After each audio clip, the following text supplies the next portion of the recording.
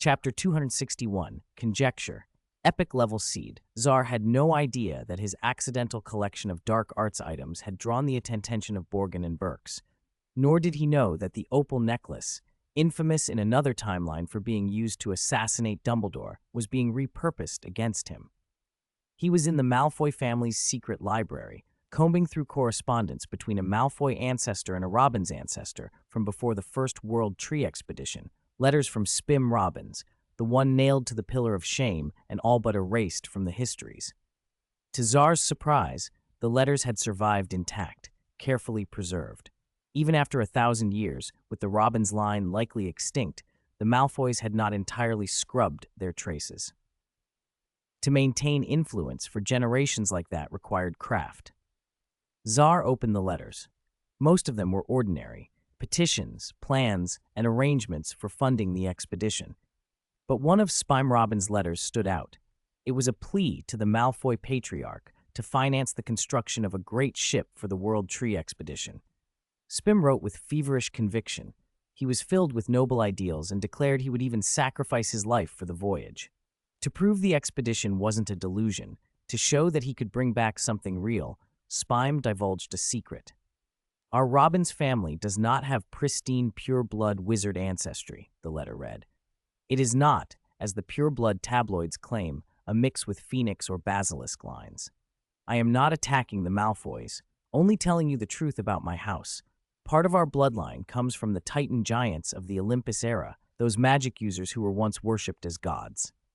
The flesh and blood of the Robbins family has a miraculous effect on the cultivation of any plant, even ancient species. Our ancestor is the goddess of abundance, Demeter. I know you will think me mad, but I can prove it to you. The letter ended abruptly. After that, the Malfoy correspondence showed a clear change. The family decided to fund the expedition and build the ship.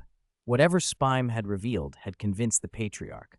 The expedition was too risky, but even a sliver of return would be irresistible. Czar skimmed the remaining letters, plans, logistics, names, and then set them down. But his mind was turbulent. He had never imagined that, a millennium ago, Titan bloodlines among wizards could include not only trolls, but an actual wizarding family whose heritage linked back to Demeter, the goddess of abundance. Flesh and blood that could miraculously boost herbological cultivation. This was the stuff of legends. His thoughts chased one another. Giant priest Sirius, Hephaestus bloodline, diluted but still granting extraordinary alchemical talent. Flesh and blood affecting herbology. Herbology assessment. International Herbology Association. Robbins, Dolohov. A spark in his mind suddenly connected the threads. What if the accusation Thompson-Dolohov made against Spime Robbins, the one that followed the First World Tree Expedition and left only 2 survivors, had been false? Or worse, what if Thompson had exploited Spim's power inside the World Tree, trying to seize the secret for himself? The Robbins family's downfall and disappearance might be tied to Thompson. Perhaps the first president of the International Herbology Association had not died but lived on, using the secret he'd taken. Perhaps that herbology assessment had been altered over time.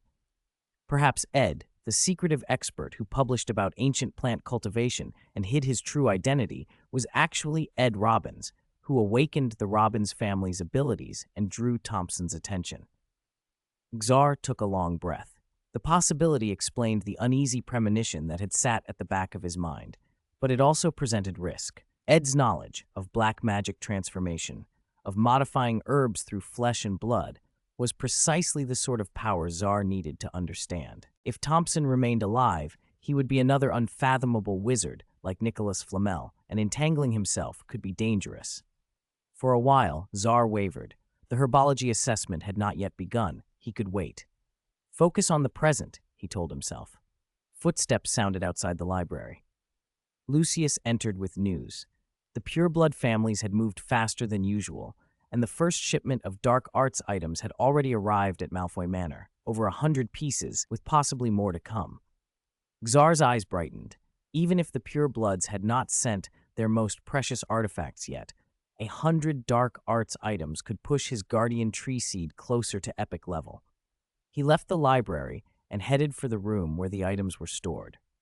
In Nocturne Alley, old Borgin lounged in his chair with a smug grin.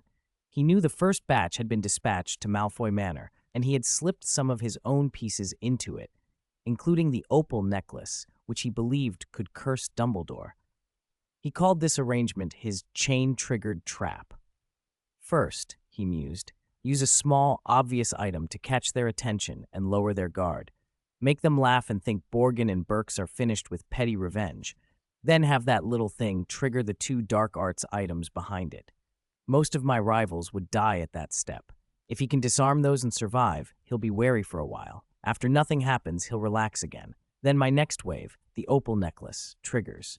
One touch, snap, everything ends. No one survives my cunning. 6 rivals tried to steal my trade, each vanished. I can't wait to hear the screams from the Malfoys. At Malfoy Manor, Lucius inspected the delivered items with a cautious eye and warned Czar. Mr. Sprout, we've blocked Borgin's usual financing. He won't take that lightly. He's a swindler, but he survived in Nocturne Alley by being dangerous. People who tried to challenge him, including infamous dark wizards from other worlds, disappeared. Be careful. He may have tampered with these. Czar nodded. After Lucius left, the small voodoo doll in Czar's arms pointed toward the storage room and kept whispering, "There's something very fierce in there." Czar narrowed his eyes, anticipation flickering across his face. Very fierce? Whatever it was, could it be more dangerous than the cursed magic in the temple on Doraria Island? After the mythical level Patronus charm, his guardian tree seed's protective ability had been able to withstand nearly epic level cursed magic. From its growth potential, if fully realized, it could even reach legendary. He didn't believe Borgin could produce anything beyond that. Czar raised his hand and bathed the seed in silver light. The dark arts attached to the boxes were instantly refined. Under the seed's influence, the dark arts aura dissipated by more than half. The pure blood families had likely sent lesser items in this first wave, tests to see if Malfoy Manor could handle them. Those weaker dark arts vanished quickly under the guardian seed's power. A few items, however, resisted. They were comparable to the precious artifacts Czar had previously taken from the Malfoys. Each one pushed the seed's glow further toward epic. The most potent among them was the dazzling opal necklace. Czar remembered the Death Eater's plan in the original story and felt a chill. This necklace had been eagerly sought after for a reason. Silver light ate at the necklace, and, under Czar's gaze, fissures began to spread across its surface. The malevolent enchantment was being destroyed piece by piece. The reward glow on the guardian seed shifted dramatically. The clear, diamond-like luster diminished, while thick purple epic light swirled around the seed, along with a touch of light suggesting legendary potential.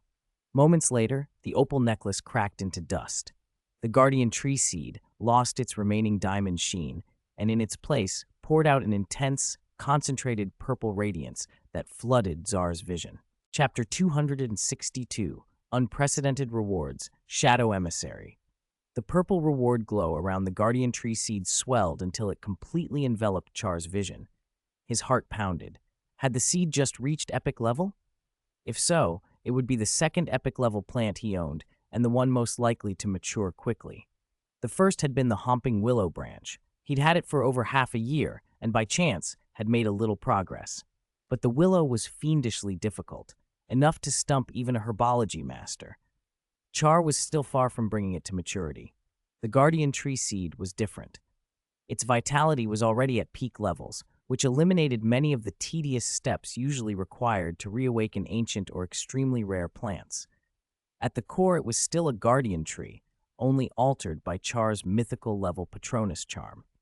Cultivation would be more demanding, but his previous experience with guardian trees would still be useful. Compared to the Homping Willow branch, the odds of success were far better. Char's joy spiked, and then, as the rich purple light finally receded, his breath caught. The reward glow on the seed had shifted from 3 colors to just 2, epic level and legendary level. The previously blurred reward information had become much clearer. He leaned in to read what the seed now displayed, anxious to learn what cultivating it to maturity would yield. The lines of text that appeared made him swallow hard.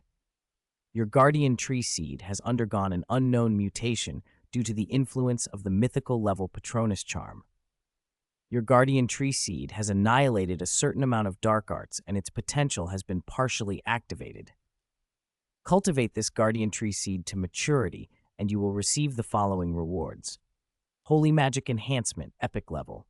Holy Magic Blessing, Holy Annihilation, Ancient Holy Magic Comprehension, Platinum Grade. Char could hear his own heartbeat. 3 Epic Level Magic Abilities and a Platinum Grade Ancient Magic Comprehension. It was lavish, overwhelmingly so. Even more important, all the rewarded abilities were holy in nature and complemented one another, covering both offense and defense. Even if Char currently knew next to nothing about holy magic, cultivating this seed to maturity would instantly make him a master of it. Short of facing the truly extraordinary dark wizards, someone on the scale of Voldemort or Grindelwald, Char's epic holy abilities would erase most dark arts on contact. If he paired that with his mythical level Patronus charm, he couldn't imagine how powerful the result might be. Perhaps even surpassing Dumbledore's Phoenix Patronus from the original tales. He tried to steady himself, but the remaining 2 lines of text, still hazy and glowing legendary, sent a new spike of excitement through him. The specific rewards will only be fully revealed when the Guardian Tree Seed reaches legendary level, Char read aloud to himself. But even now, it seems this seed will grant at least 2 legendary abilities.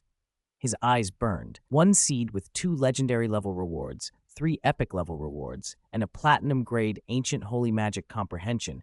The combination was unprecedented, and he could fabricate more such seeds with the Patronus charm. For a moment, he almost wanted to catalyze all of his remaining guardian tree seeds the same way. Then realism returned. Char shook his head. I don't have enough holy tree potion output, he muttered. And the number of dark arts items needed as catalysts is astronomical. Even if I gathered every Horcrux and every dark artifact from the pureblood families, it still might not be enough to support many seeds. Raising even this 1 seed to legendary level will take a long time. Focus on this seed first. He rubbed the seed gently. A peculiar light flickered in his eyes. He felt a stronger blessing envelop him. In his perception, magic particles with a brilliant silver shimmer spun and drifted around him. Holy magic, he realized, because the seed had been influenced by his Patronus charm, and a Patronus was a symbol of a wizard, there was an intimate connection. The holy magic particles seemed almost affectionate, orbiting him with every motion. An idea formed. Could these holy particles attach to his spells, like the shadow corrosion he had gained from the Shadowthorn tree? Could each of his charms carry the properties of holy magic? Char acted at once. He flicked his wand. Lumos. A beam of light shot from the tip. At his thought, the holy magic particles obediently clung to the Lumos. The glow not only brightened but exuded a sacred chill. In a dark wood, such a Lumos would create a safe zone. Shadowy creatures would instinctively avoid it. Char's eyes lit. He tried another test. Sectum Sempra hissed through the air, the knife-edged curse aberrating the atmosphere. He attempted to draw holy particles onto it as well, but compared to the Lumos, only a negligible amount stuck. The Sectum Sempra left only a faint white trail in the air, otherwise it was unchanged. Char frowned thoughtfully. Is it because Sectum Sempra is a dark arts spell? Holy magic is inherently repellent to dark arts and can't boost them. Even a dark-sourced spell that isn't too perverted behaves this way. If I tried to apply holy magic to an unforgivable curse, it might reduce the spell's power or cause it to fail. He compared the result to shadow corrosion from the Shadowthorn tree. This is different, he said, satisfied.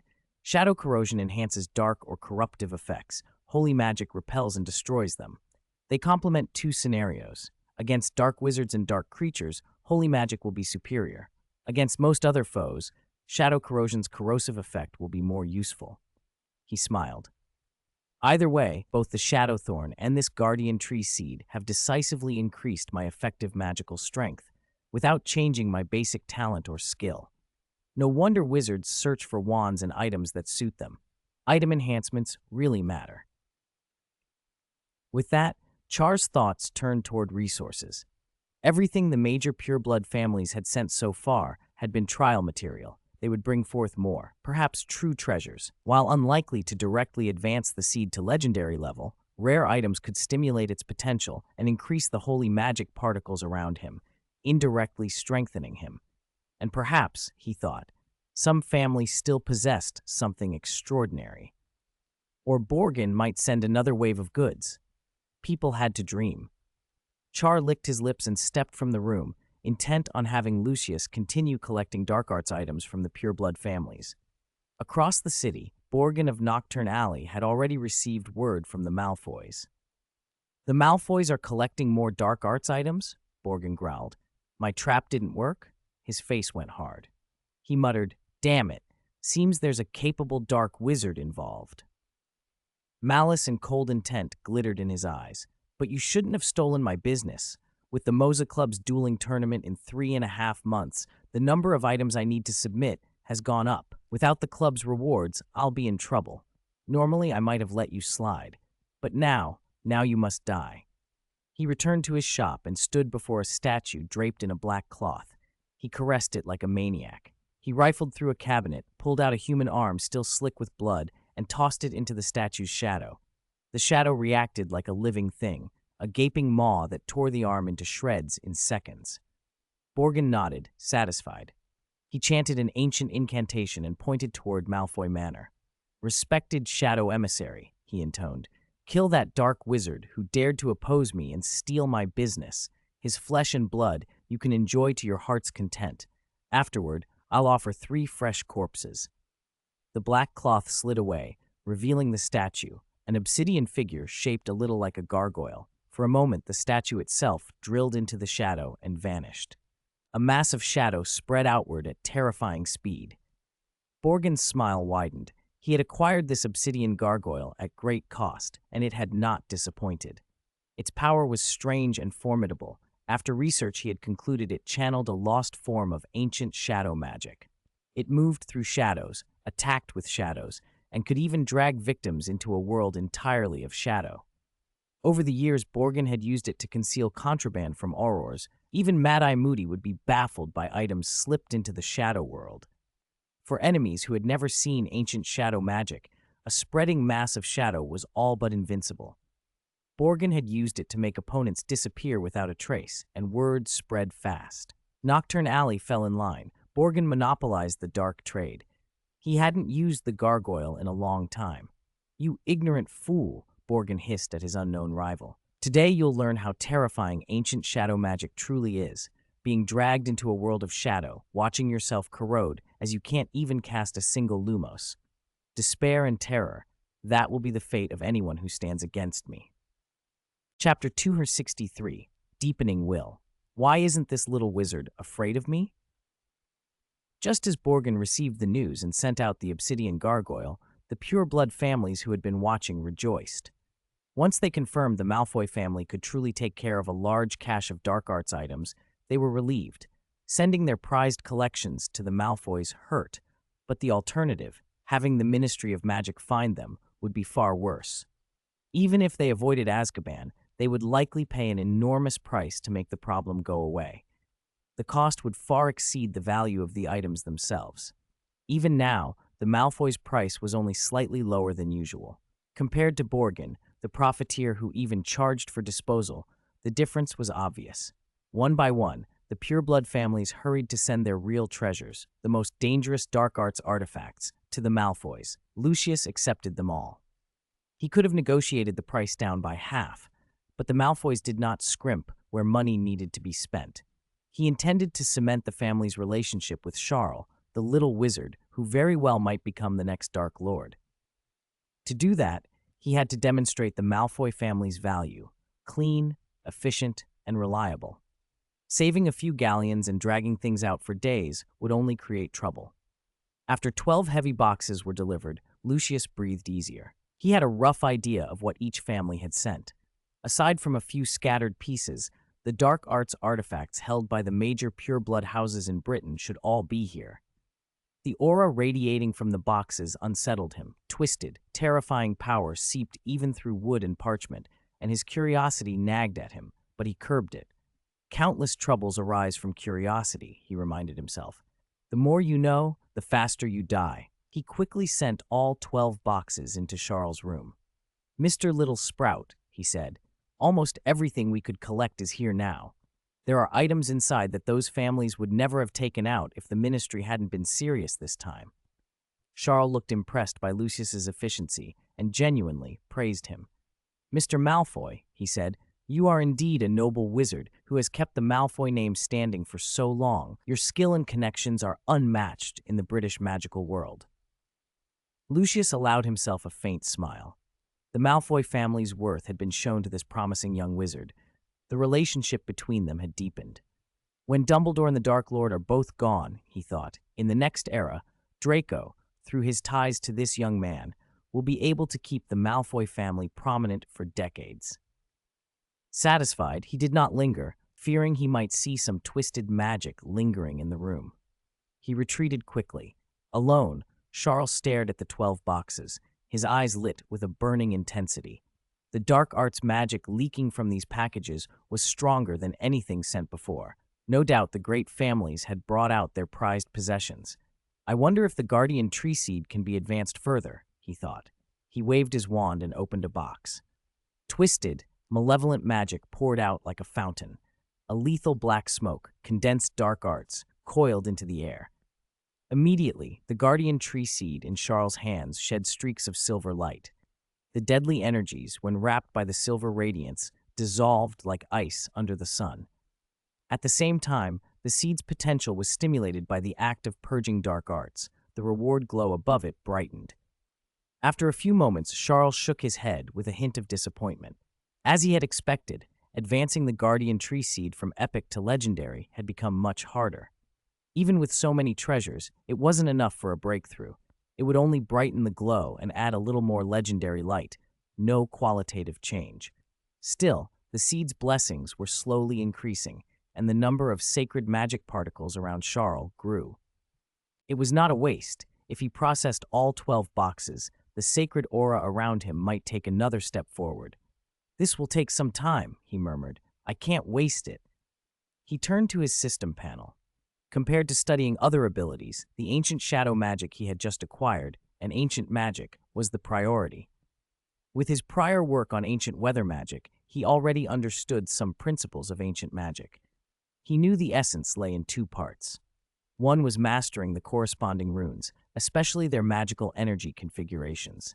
Only the correct configuration of magical nodes could activate a given ancient magic. He had already gained that for ancient shadow magic from the Shadowthorn Tree's reward.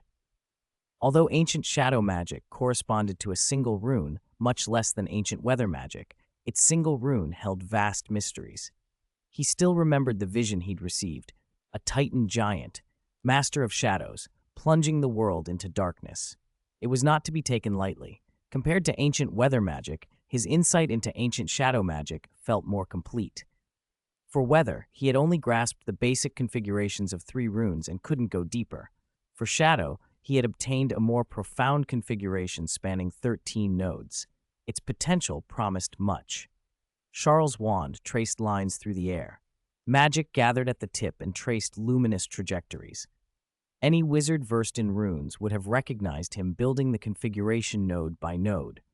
Where before it had taken ages to learn a basic rune, now his magical attainments and magic perception had improved so much that constructing the basic 7-node configuration posed little difficulty. This was his first real attempt at the shadow rune, but after only a few tries, he succeeded. 7 nodes resonated, forming the core configuration. Shadows on the floor writhed. On his panel, the words "Ancient Shadow Magic" became overlaid with a black iron glow. Charles narrowed his eyes and continued to place nodes, 8, 9, until a light sweat beaded on his forehead. Enhancements like water enhancement and shadow enhancement boosted his magic perception, and he managed to form 11 nodes. He still hadn't reached 13, but this was significantly beyond the basic 7. The black iron on the panel softened into a dull bronze, though a large portion of the rune's power remained unfilled. He had expected as much. This was the biggest challenge of ancient magic, he thought. Besides mastering the rune configuration, one must possess natural will to unleash its true power. Without natural will, ancient magic was only a facade, no matter the configuration. That was why the knowledge had been lost in the first place. The danger of acquiring natural will was extreme. Charles' tolerance for danger exceeded that of ordinary wizards. He had already gained the natural will to control lightning.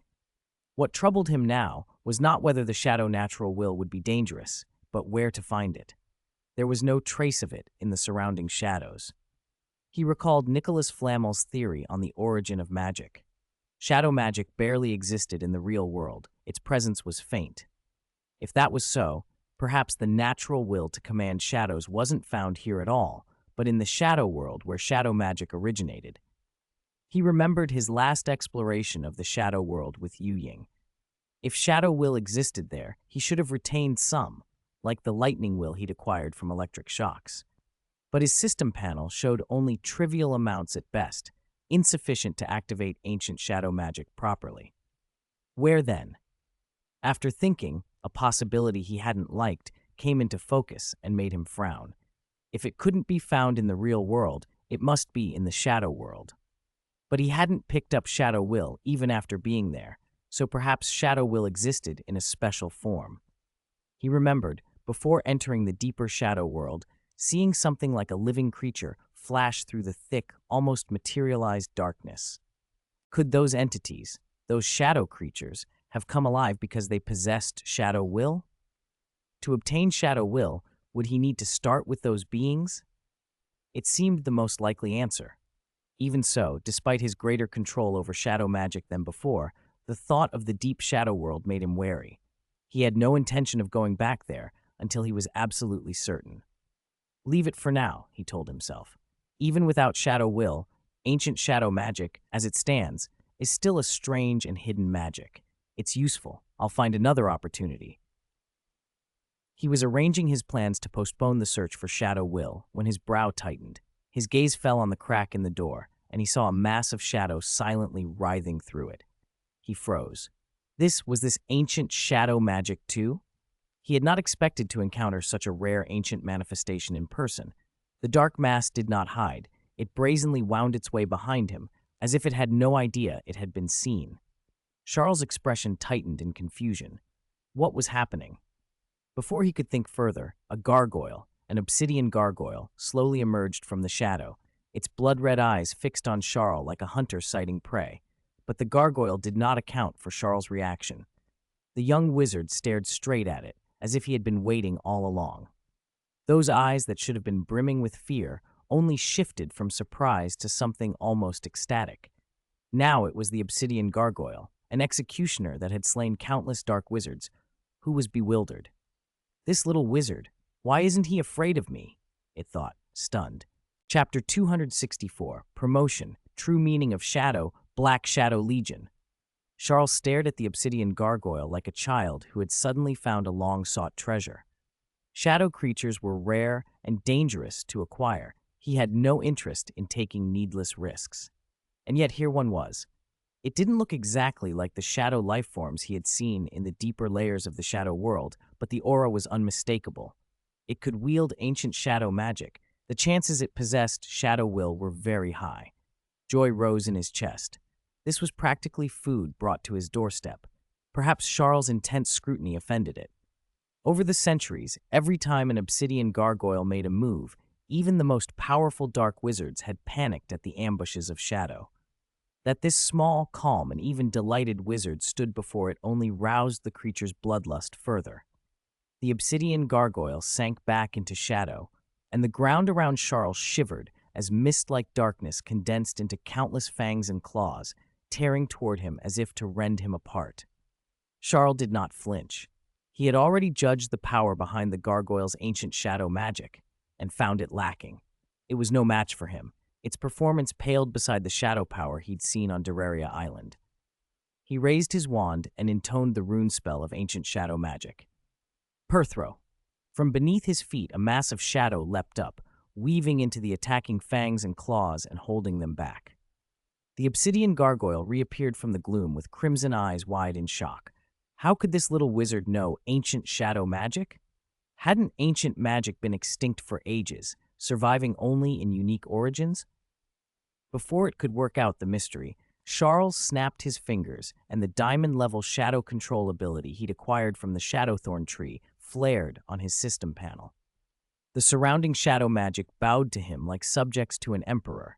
Even the dark energy swirling around the gargoyle snapped free of its control. The obsidian gargoyle, which had just tried to burrow back into shadow, crashed to the ground in confusion. It had never encountered anyone who could strip its hold on shadow power. Charles watched with satisfaction. Shadow control had proved its worth. Given the gargoyle's status as an ancient construct, resistance had been impossible. Charles stepped closer. Crimson light danced in the gargoyle's eyes.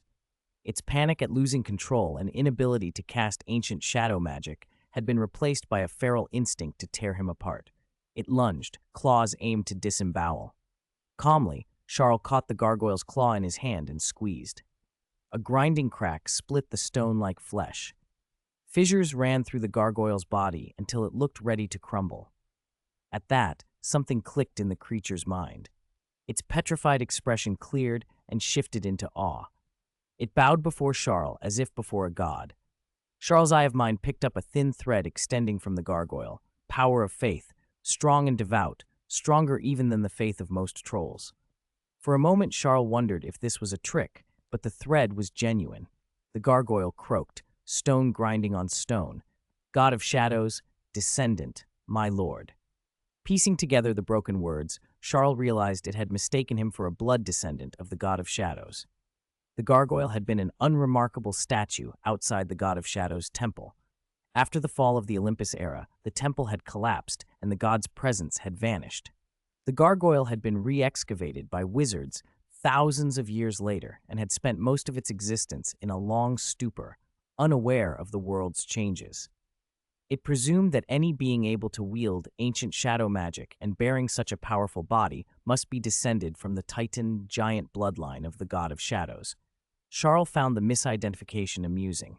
Many ancient beings had presumed he had Titan blood, but if the gargoyle accepted him, that saved a lot of bother. More importantly, as a relic of the Olympus era, it might know secrets of that time. When he asked, though, the gargoyle disappointed him. It had been built late in the Olympus era and had spent almost all its existence asleep outside the temple. It knew nothing of the era's glory days or how the temple had fallen.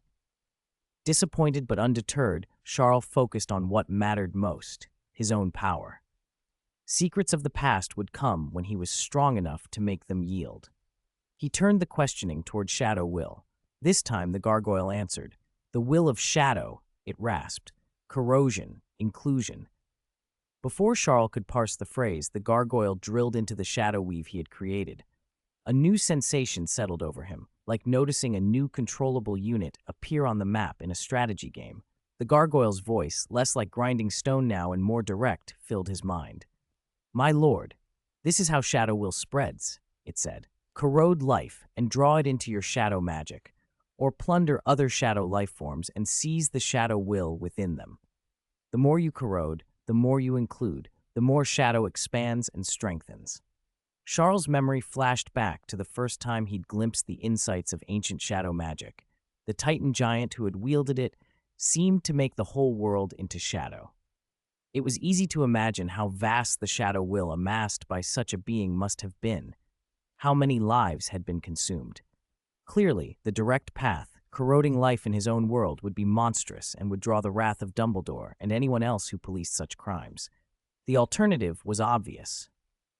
So, Charles murmured, the practical way to increase shadow will is to go into the shadow world and plunder its shadow life. He exhaled. He didn't plan to go right away, but the knowledge mattered. The path was feasible. At the same time, the integration with the gargoyle completed. Even if the shadow will the creature contributed was not great, it filled the final gap in his ancient shadow magic. On the system panel, the bronze glow on ancient shadow magic at last spread to cover every letter. Ancient shadow magic. Promoted. A fresh wave of insight poured into Charles. He had expected the rank rise to simply make his shadow attacks stronger. He hadn't anticipated a deeper change. Ancient magics were rarely what they seemed. Only now, having truly mastered it, did he understand more of its essence. A new line of text unfurled after Ancient Shadow Magic on the panel. Ancient Shadow Magic Trait 1, Black Shadow Legion, Bronze Level. Charles inhaled, surprised. A Shadow Legion. This was the true meaning of shadow beginning to reveal itself. Chapter 265, Eradication, Moza, Vault.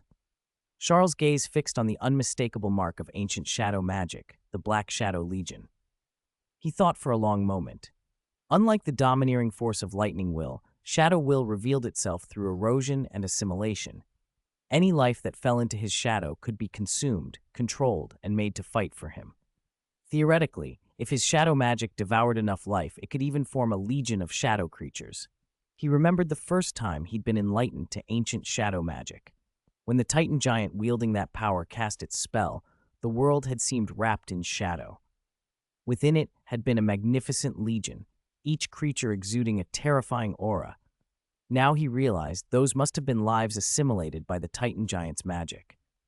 If one day his shadow magic reached that scale, no, even a tenth of it, he would be effectively invincible in this age. Even wizards like Dumbledore or Voldemort would be at risk before the relentless Black Shadow Legion and the all-consuming erosion of shadow will. Charles snapped back to the present. Compared to that grand memory, the force he could control now was small, only one obsidian gargoyle. How much effort it would take to build something like the Titan Giant's Legion, he didn't know. For the moment, there were more pressing matters. He stared at the obsidian gargoyle. "Who sent you to assassinate me?" The creature answered without hesitation, "Borgin." Charles had expected it. The cold glint in his eyes sharpened. Borgin's repeated attempts to deal with him hadn't actually harmed him. On the contrary, they'd profited him.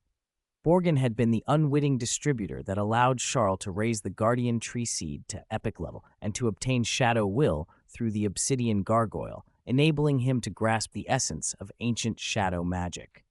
But if Borgin remained alive, his unpredictable methods could be used again, perhaps against Charles or those around him. That had to be stopped.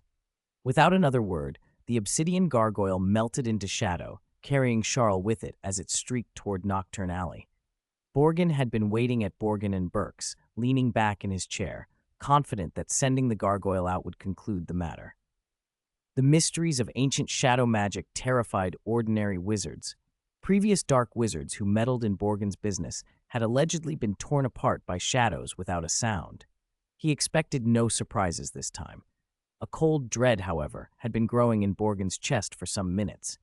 He tightened his grip on his wand. A faint green glow pulsed at its tip. Then he sensed movement behind him, and with unexpectedly quick agility for his years, twisted and fired. Avada Kedavra! The green jet cut through the room and passed through a shadow, striking nothing. The obsidian gargoyle stepped forward from the gloom, its crimson eyes fixed on Borgin. For a moment, Borgin relaxed. His killing curse had missed, and, after all, the gargoyle was not a living creature. The curse would have no effect. He rose and approached it, murmuring, "Is it done? I'll prepare the—" A shadow flashed like a blade. Borgin's heart climbed into his throat as a searing pain lanced through his arm. He stumbled back, let out a scream. His wand and his severed hand clattered to the floor. He stared at the gargoyle in disbelief. The thing he'd relied on had turned on him. Cold sweat beaded on his forehead. He backed away, mind racing for an escape. He had kept the gargoyle for years, and though he had never mastered ancient shadow magic himself, he knew enough not to panic entirely. There had to be a chance. If he could get to the inner door of the shop, his spare wand was there, along with other defensive items and a quick escape passage he'd set up. One incantation, and he could teleport away. But the floor beneath him felt like bog. As he stepped toward the back room, his feet felt as if they were sinking. He turned and saw, too late, a vortex of shadow unfurling behind him. He had been so focused on the gargoyle, he hadn't noticed it. Dozens of shadowy arms erupted from the void and seized him, dragging him into the darkness. "It's you," Borgin gasped. "You know ancient shadow magic?" He begged and pleaded as the shadows dragged him deeper. "You can't kill me. I'm a member of the Moza Club. I'm collecting magical items for the Moza Club. The delivery date is coming. If you kill me, you'll be in huge trouble." The words were swallowed by darkness. Under the corrosive touch of shadow magic, his life faltered and then went out. As the shadows finished consuming him, Charles felt the slow, settling satisfaction of adding another unit to his control. Charles emerged from the shadow and stood over the place where Borgin had been. Killing the longtime Nocturne Alley dealer had been careful work. Better safe than sorry. It had gone off without a hitch. Yet Borgin's last words left Charles surprised. Borgin was a member of the Moza Club? No one in Britain's magical world seemed likely to know that secret. Not even Lucius, who dealt with Borgin, had ever mentioned it. If Borgin hadn't said it in his final moments, no one would have guessed a Nocturne Alley black market dealer worked for the Moza Club, the organization behind the dueling tournaments. Charles considered the implications. Had Borgin been collecting various magical treasures for the Moza Club all these years? Were there similar collectors in magical communities across other countries? If so, much of the black market inventory might quietly flow into the hands of the Moza Club through many channels. No wonder the club could stage dueling tournaments on such a scale and always offer unusual prizes. He felt a prickle of unease. The Moza Club might be far older and more powerful than he'd imagined, but he reminded himself of what Borgin had said before dying. He'd been only a peripheral member, forced into service decades ago, and then kept in line by the club's fearsome power. Peripheral members were mostly ignored. They delivered goods once every 10 years and otherwise heard nothing from the club. This time, because a dueling tournament would be held in 3.5 years, the club's formal members would come to collect in 3 years. That bought Charles time, 3 years to grow so much that even the Moza Club might not easily reach him. Another of Borgin's final revelations caught Charles' attention. He summoned the shade of Borgin closer and asked, "Tell me about the Moza Club." Borgin's husk recited the story in a hollow voice. Decades ago, he'd been approached during a transaction because he possessed a rare item. He'd tried to refuse, but the club's members had nearly killed him with overwhelming magic before deciding to spare him, on the condition he act as a peripheral agent, collecting items for the club. At first he resented it, but when he saw the rewards he could get, he accepted. The obsidian gargoyle he'd traded for his service had been acquired from the Moza Club. To the club, it was nothing more than an ordinary item. The club possessed things far older and more valuable. When Borgin mentioned certain subjects, his voice trembled. The Moza Club even claims to possess the blood of Titan giants. Charles' pupils narrowed. Borgin could not be trusted to lie in this state. The information felt true. If the Moza Club did claim Titan giant blood, its power and antiquity were far beyond what Charles had imagined. This was not an enemy to provoke lightly. There might be members as legendary and hidden as Nicholas Flamel behind it. Borgin had little access to the club's inner workings. He knew just enough. Still, one detail persuaded Charles to focus immediately. "You said members come every 10 years to collect goods, and you kept the best things for yourself. Where are those items?" Borgin answered without hesitation. "They're all in Vault 23 at Gringotts. You need me to open it, and the password is the date I was chosen by the Moza Club." Scrambled. Charles took this in. Ancient shadow magic had proven devastatingly useful for extracting knowledge. Vault 23, one of the early underground vaults, would be located not far from Bellatrix Lestrange's Vault 13. A thought struck him, and he felt the moment catch in his chest. "Hufflepuff's golden cup," he murmured. "It's in there." Chapter 266. Exchange, Ancient Herbology, Divine Joy Flower. Thinking about the golden cup made Ciel's heart skip. Hufflepuff's golden cup was merely a replica of the Demeter silver cup, but it was widely regarded as the closest thing to the original. Helga Hufflepuff herself had once used the golden cup to brew ambrosia and successfully cultivate a humping willow. For 1,000 years, no herbology master had repeated that feat. That alone proved the cup's extraordinary value to herbology, possibly far greater than the shabby Demeter silver cup Ciel currently possessed. If he could get the golden cup, it would be a huge boon to his studies, not to mention how much it would mean to Hufflepuff House. Successive Hufflepuff deans had tried to retrieve the golden cup and failed. Professor Sprout had every reason to care about it. For a moment, Ciel entertained the idea of using this opportunity to sneak into Gringotts and steal the cup. A strange glint flashed in his eyes. Then he took a deep breath and cooled the impulse. It wasn't the time. The golden cup had been turned into a Horcrux by Lord Voldemort. Yes, Horcruxes could be destroyed by basilisk venom, fiendfire, and similar means, but destroying the cup would ruin it, rendering all his effort pointless. At best, he would be dragged into the maelstrom of Horcrux destruction. There had to be a way to separate the soul fragment from the object so the cup could be restored and used again. Otherwise, it would be nothing more than a high-risk ornament. After a moment of clear-headed reflection, Ciel abandoned any short-term plan to steal the golden cup. In the original story, the cup sat in Bellatrix Lestrange's vault and was seldom touched. He still had plenty of time. Once he found a method to strip out the soul fragment, then he would move. It wasn't just the golden cup. He had no intention of rashly taking anything from Old Borgin's vaults either. The goblins at Gringotts were sharp. When Harry and his friends infiltrated Gringotts in the original story, the goblin who dealt with them had sensed something off, but the whole wizarding world was under Voldemort's terror then. In the face of Bellatrix, using Polyjuice, they dared not pry. With Griffook's help, Harry got away with it. Now, without the cloak of terror over the world, Gringotts remained strict and vigilant. Any irregularity would be noticed. Borgin's present, slightly bloodless face and dark eyes might pass in the dim gloom of Borgin and Burke's, but at Gringotts, even with a disguise, those things would stand out. Borgin's speech was sluggish now. A few odd words could expose him. Ciel didn't have Harry's protagonist halo or the same desperate motive. He had time, and he had no reason to take such a reckless risk. Once his mastery of ancient shadow magic improved, Borgin would look much better, at least not as sluggish.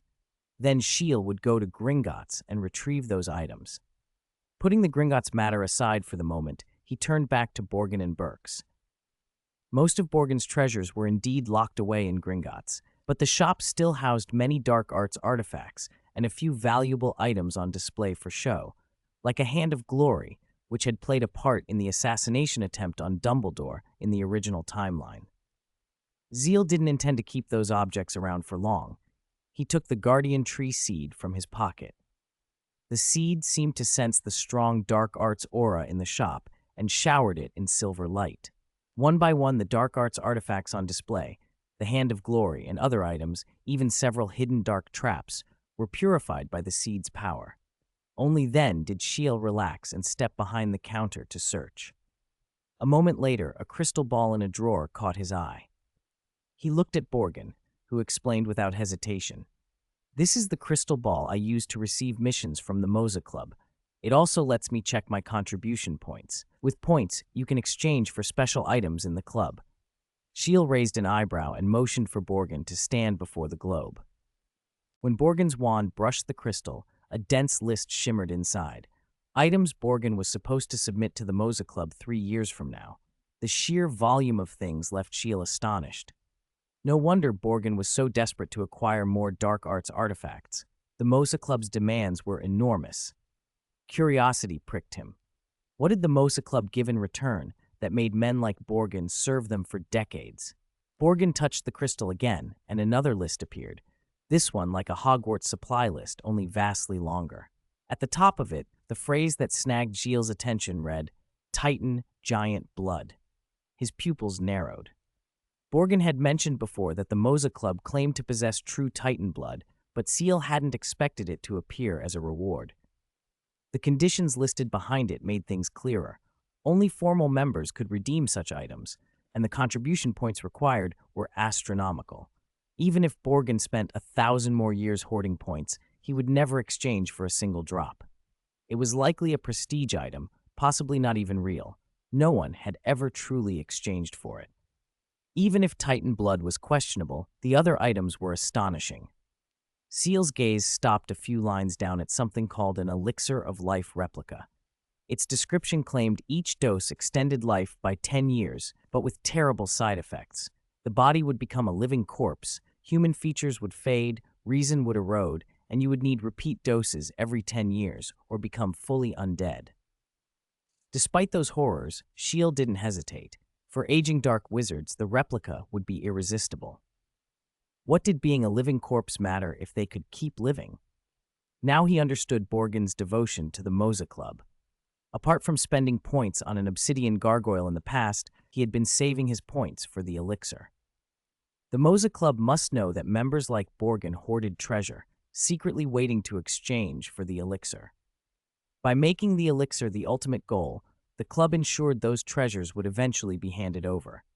No matter how many items Borgin hid, he would ultimately submit them to the Moza Club if he wanted to keep living. It was a simple, brutal scheme, and one the dark, long-lived in the wizarding world, would fall for again and again.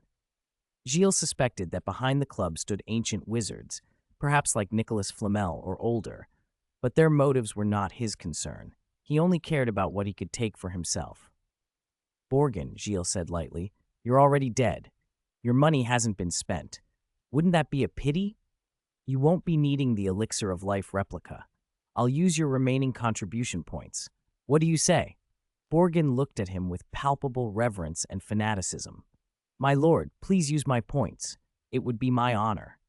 Gilles smiled and flipped through the crystal's lists, landing on the Herbology section. Compared to other categories, Herbology items required far fewer contribution points. The reason was obvious. The Moza Club's outer members were like Borgin, dark wizards who lived for quick progress and shortcuts, intent on prolonging their lives with the elixir. They cared little for long-term study like Herbology, which had a slow payoff. This suited Gilles perfectly. He chose first a set of alchemy-crafted gardening tools: hoe, gloves, shovel, described as lightweight, indestructible, and adaptive to the user's hand and habits. Nothing could be more comfortable to use. A smile creased his face. Auntie's birthday was coming, and the set would be perfect for Professor Sprout. He also selected an extremely ancient herbology book, dated nearly to the end of the Olympus era. It recorded ancient plants now almost extinct. Other dark wizards would overlook such a volume, but Gilles' expression brightened as if he had found treasure. So little was known about ancient flora. Herbology masters themselves were ignorant of many plants. The book might help him identify seeds like the mysterious one he'd once gotten from Porgy Chalman. The cost in contribution points was dirt cheap, so he grabbed it without hesitation. Just those 2 exchanges left him satisfied and expectant. Borgin told him packages redeemed through the Moza Club came disguised as plain parcels and were delivered by owl, rather like online shopping in Ciel's previous life. He glanced down the remaining list and was about to stop when something unusual caught his eye. A plant seed he had never seen. "An ancient plant seed," he murmured. He had seen many ancient seeds and still had some unplanted ones. At first he barely registered it, but then he read the item description and his pupils tightened. The seed was labeled the Divine Joy Flower. The description read that this flower had been rare even in the Olympus era and was used by priests to delight the gods during celebrations. Legend held that its scent and beauty pleased the deities so much they bestowed divine blessings upon the priests who carried it. After the fall of the Olympus era, the flower faded and had not been seen in bloom since. Under the image of the Divine Joy Flower seed, a line of purple reward text appeared. "Cultivate the Divine Joy Flower to maturity to receive a reward. Ritual magic and its related derivations will advance 1 level." Ciel's pupils constricted further. The promise of a direct boost to ritual magic was everything he had been looking for. Chapter 267, Smuggling, Goblin Weapons, the Blade of Gronir. The moment Shire saw the reward for planting the Divine Joy Flower, his heart raced. Any ritual magic-related reward would be raised by another tier? He was currently in possession of diamond-level Demeter ritual magic. The benefits were countless. He could ripen plants with Demeter's silver cup. He could bless seeds and elevate their rank. Even if he still couldn't fully interpret Demeter's oracle, the Demeter's craft he had gained upon reaching Diamond had already boosted all his planting skills by 1 tier. If he could successfully plant the Divine Joy Flower, his Demeter ritual magic would leap from Diamond to Epic. All those planting abilities would be greatly strengthened. Some functions were still limited by the damage to the silver cup, but if Demeter's craft could be improved further, his other planting skills would likely jump to Epic as well. That would save him years. Shire let his mind wander further. What if he didn't rely solely on the Divine Joy Flower's reward to advance Demeter ritual magic to Epic, but instead, could the flower's reward push Demeter ritual magic directly to Legendary? The thought made him clench his fists. His eyes shone. Advancing from Diamond to Epic was already difficult, but nothing compared to the chasm between Epic and Legendary. And Legendary to Mythical was a whole other madness. Shire didn't delude himself into thinking the Divine Joy Flower could cross that. Still, skipping the Epic to Legendary step would be enormous. It would likely raise all his planting magic to Legendary, making his Herbology skill rival or surpass that of many Herbology masters. The potential gains were staggering. He wasn't sure he could plant the Divine Joy Flower at all, much less reap such rewards. But the possibility alone made the gamble worthwhile. Failure would only cost Borgen's accumulated contribution points, no great loss. Success could catapult him years ahead. Ancient specimens he'd only dreamed of, perhaps even humping Willow-level projects, might become feasible with the right conditions, bringing a stream of epic or legendary rewards. So when the seed offer appeared, worth emptying Borgen's remaining points, Shire didn't hesitate to exchange them. More details about the Divine Joy Flower filled the crystal ball. The planting conditions for the Divine Joy Flower remain unclear, but a deity's involvement is required for it to reach its fullest bloom, the text read. After the end of the mythical age, the legendary gods vanished, and no one has seen the Divine Joy Flower bloom since. This plant was coveted even by the heroes of the mythical age, hoping to win a god's favor. It has since been forgotten. This seed is believed to be the last in the magical world. Shire's expression turned pensive. A flower that required a god's involvement? It was intimately tied to divinity, yet he felt pleased rather than discouraged. He could already receive Demeter's oracle. His link to the goddess of abundance still existed, even if she seemed trapped in that desolate realm. Once he became less ignorant and could converse during the next oracle, he might ask Demeter how to plant the Divine Joy Flower. For a goddess, it should be easy, and if that failed, he still had the Divine King's imprint left on him. Whether or not it could be used, it might provide a connection strong enough to meet the flower's special conditions. Shire let out a quiet breath and let Borgen tuck away the crystal ball. "Earliest tomorrow, latest the day after," he muttered. "Everything can be sent via owl post." There was a hint of regret in his voice. It's a pity Borgen's contribution points were too few. After exchanging for the seed, an ancient herbology book, and a set of alchemy tools, there's almost nothing left. Basically, nothing else can be redeemed. And his status, just an outer member, means the best items are reserved for formal members. Shire had heard how to become a formal member of the Moza Club, gather enough contribution points, complete a perilous commission, or win the dueling tournament to earn a direct invitation. Borgen had once tried to complete a mission and nearly lost his life. The attempt shattered his courage, and he never tried again. Shire shrugged inwardly. "Not yet. Until I'm strong enough, better to steer clear of those ancient, unfathomable powers." This harvest would keep him busy for a while. No need to rush or be reckless. He instructed them to leave Borgen in Borgen and Burke's, pretending nothing had happened. He didn't want anyone to know Borgen was dead. The Moza Club seemed indifferent. So long as goods were delivered on time, formal members usually didn't care about outer members' lives.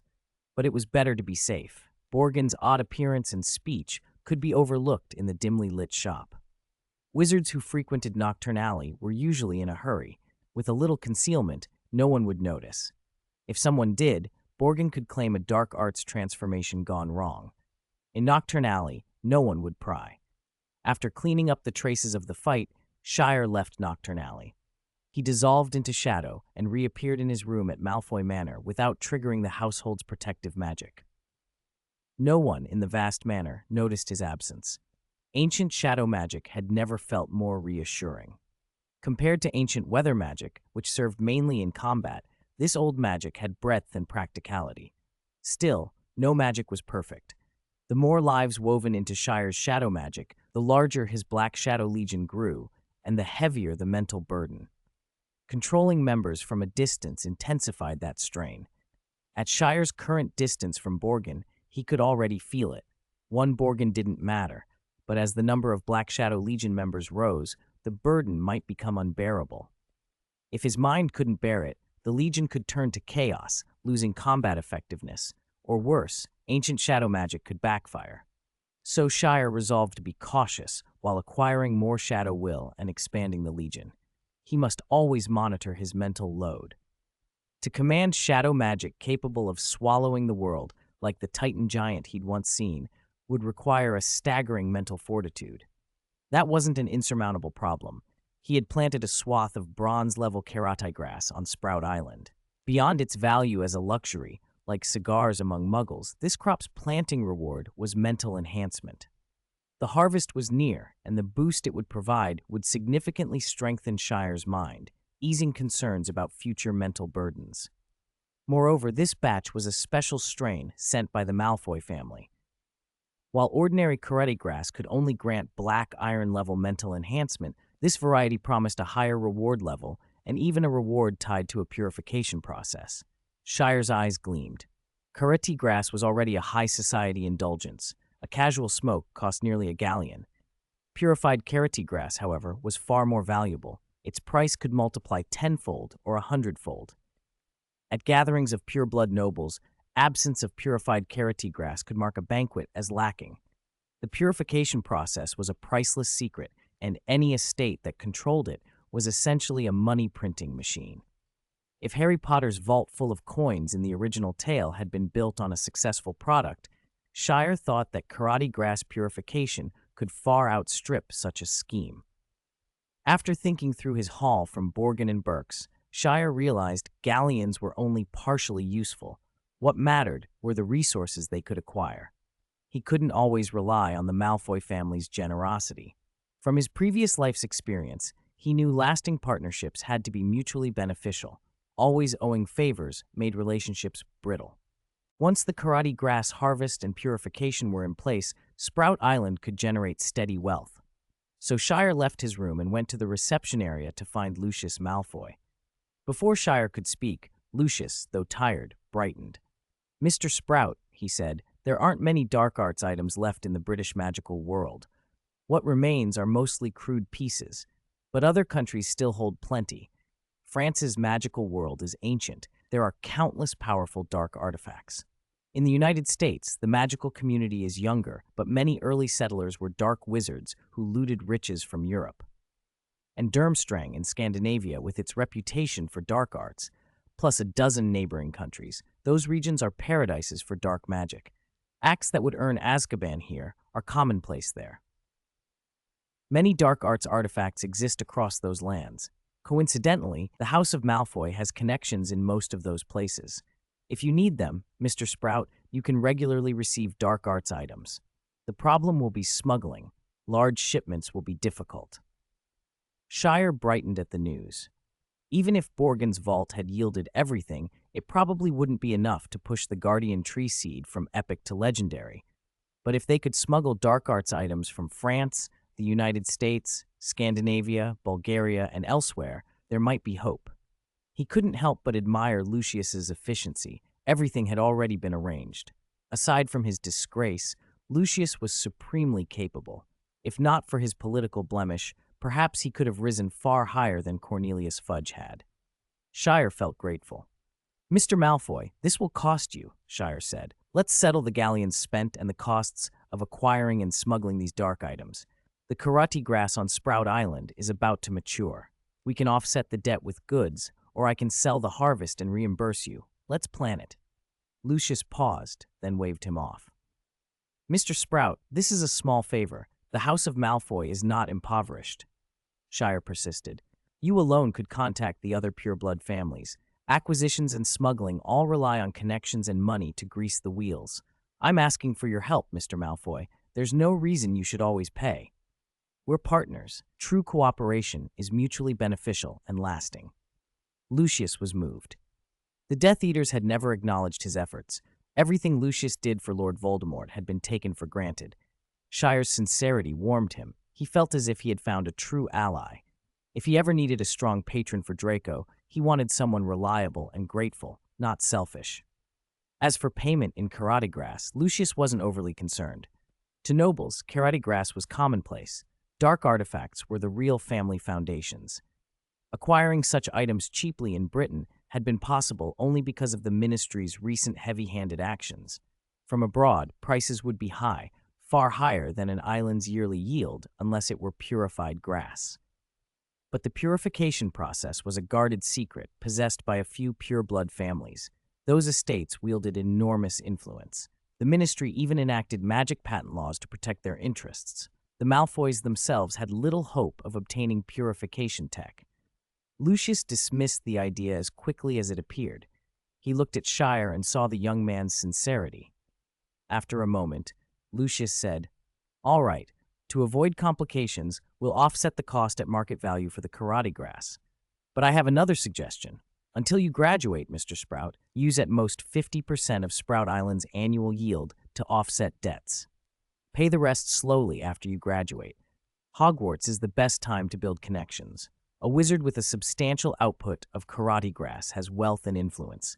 Right now, your Gryffindor friends support you, but as grades and reality bite, that support will fade. Galleons are the best way to maintain those ties." Shire nodded, grateful. He wasn't unversed in the world. He understood how valuable Lucius's advice was. Even if he didn't need it desperately, he appreciated the sentiment. Lucius then led him to an ornate room. "This is the Malfoy family's collection room," he explained. "It's not full of dark items, but ancient treasures. To commemorate our deepening cooperation today, I have a gift for you." Shire started to refuse, but Lucius smiled mysteriously. "Don't be hasty. I guarantee this will be useful." Curious, Shire followed. Lucius produced a drop of blood on the doorknob and opened the grand door. The room smelled of old magic. They passed dazzling relics until they stopped before an item on the wall. Shire's breath caught. Hung there was an enormous greatsword, nearly 3 meters long, its surface weaving silver and cold light. Sharpness and majesty radiated from it. Its design bore the unmistakable mark of goblin smithing. "This is," Shire began. Lucius answered with pride, "a trophy taken from the Goblin King during the First Goblin War. It once hung in the Goblin King's palace as a sign of royal power. Goblin craftsmanship of the highest order, said to cleave through a dragon's flesh with ease, surpassing even Gryffindor's sword. Its name is Gronir." Chapter 268, Religious Inquisition, White Eagle, Defense Against the Dark Arts. Listening to Lucius tell the story of the greatsword, Chard's eyes widened. From the moment he first saw it, he had known it had to be a goblin masterpiece. During his trials in the Forbidden Forest, he had wielded the Sword of Gryffindor and learned to appreciate the goblin smith's style, elegant yet incredibly durable. Still, he had not expected the sword's history to be so weighty. He had learned about goblin rebellions in History of Magic. The earliest was said to be in 1612. But rebellion implies an earlier submission. In truth, goblins had never simply bowed to wizards. Wars between wizards and goblins stretched back long before the first recorded rebellion. The first wizard-goblin war Lucius described must have been close to the Olympus era. If Grongnil, the greatsword's name, was indeed spoils from that time, it would be older than the Sword of Gryffindor. Its value was unimaginable. Chard hadn't expected Lucius to give him a gift like this. Before he could speak, Lucius sighed. "Chard, don't let the fact that Grongnil has been stored in the Malfoy family all this time make you think it was well kept," he said. "For years, it's just hung on the wall as a curiosity. Back when Hogwarts was founded and wizards liked to parade about as knights, our ancestors polished it now and then. After that, nobody cared. If goblin weapons didn't refuse to gather dust, a blade this size would be completely covered." Lucius's voice grew wry. "And you know how goblins are. Greed runs in their blood. They've always said that even though Gryffindor commissioned his sword from goblins, the goblins own the craftsmanship and spirit of the blade. Gryffindor only had the right to use it. They call him a thief for passing it down. If Hogwarts weren't so heavily warded, goblins would probably break in every day to try to reclaim it. If anyone found out the Malfoys had Grongnil," he added, "the goblins would go crazy. We can't handle that trouble. Chard, if you take it, you'd be doing the family a real favor." Chard inhaled slowly. He knew Lucius was trying to make it easy for him to accept the sword. Who would refuse such an ancient weapon? The goblins were no longer as powerful as in the old wars, and their quarrels could be managed. Still, seeing the greatsword before him stirred something in Chard. When he first arrived at Hogwarts, he had a weapon, a beater's bat from Cedric, which the Weasley twins had supposedly enchanted to be more durable. It had helped him countless times. But as his legendary power grew, especially after its power sublimated, the bat strained under his strength. He often felt that a hard swing might snap it. So in his recent fights, he had relied on his bare hands to unleash legendary power, and the sword of Gryffindor wasn't his. It came from the sorting hat and never felt right in his hands. It was too light for someone of his strength. He preferred something heavier. Grongnil seemed perfect. After only a moment's thought, Chard accepted without hesitation. Lucius's smile broke openly. Every boy dreamed of a treasured sword, and a goblin-made weapon was the stuff of legends. "I can have a carriage deliver it to the Sprout House later," Lucius offered. "No need." Chard's eyes gleamed. "I'll try it first." Lucius looked startled. "Try it?" Then he watched as Chard leapt up to the hilt and reached for the massive blade. "Chard, be careful. That sword's too heavy," he cried. But with a soft hum, Chard took Grongnil from its mount. The blade was nearly 3 meters long, yet he lifted and held it as if it were light. He swung it once, twice. Each motion sent a sharp gust through the room. Lucius stepped back, shock written across his face. A young wizard could wield this greatsword with ease? What strength was this? Chard stopped and examined the sword in his hands with a satisfied smile. It was exactly as a Goblin King's heirloom should be. He hadn't used his full force in those swings, but the sword felt able to take everything he could put behind it. Even if he triggered the secondary sublimation of his legendary power, Grongnil would endure. "This should do until my legendary power hits its third sublimation," he thought. A top-tier goblin piece really is something. Paired with legendary power, the destructive capacity would be terrifying. As he moved, Chard sensed an ancient magic flowing from the blade, something waking from a long slumber. Goblin weapons were famed for traits like resisting dust, never rusting, and extreme durability. Some carried even stranger properties. The sword of Gryffindor could absorb rare substances to strengthen itself. Grongnil seemed to bear its own mysterious characteristic, though Chard couldn't yet name it. His anticipation grew. Perhaps it would reveal a surprise. A practical concern nagged him, however. The sword was enormous. He couldn't lug a 3-meter greatsword everywhere.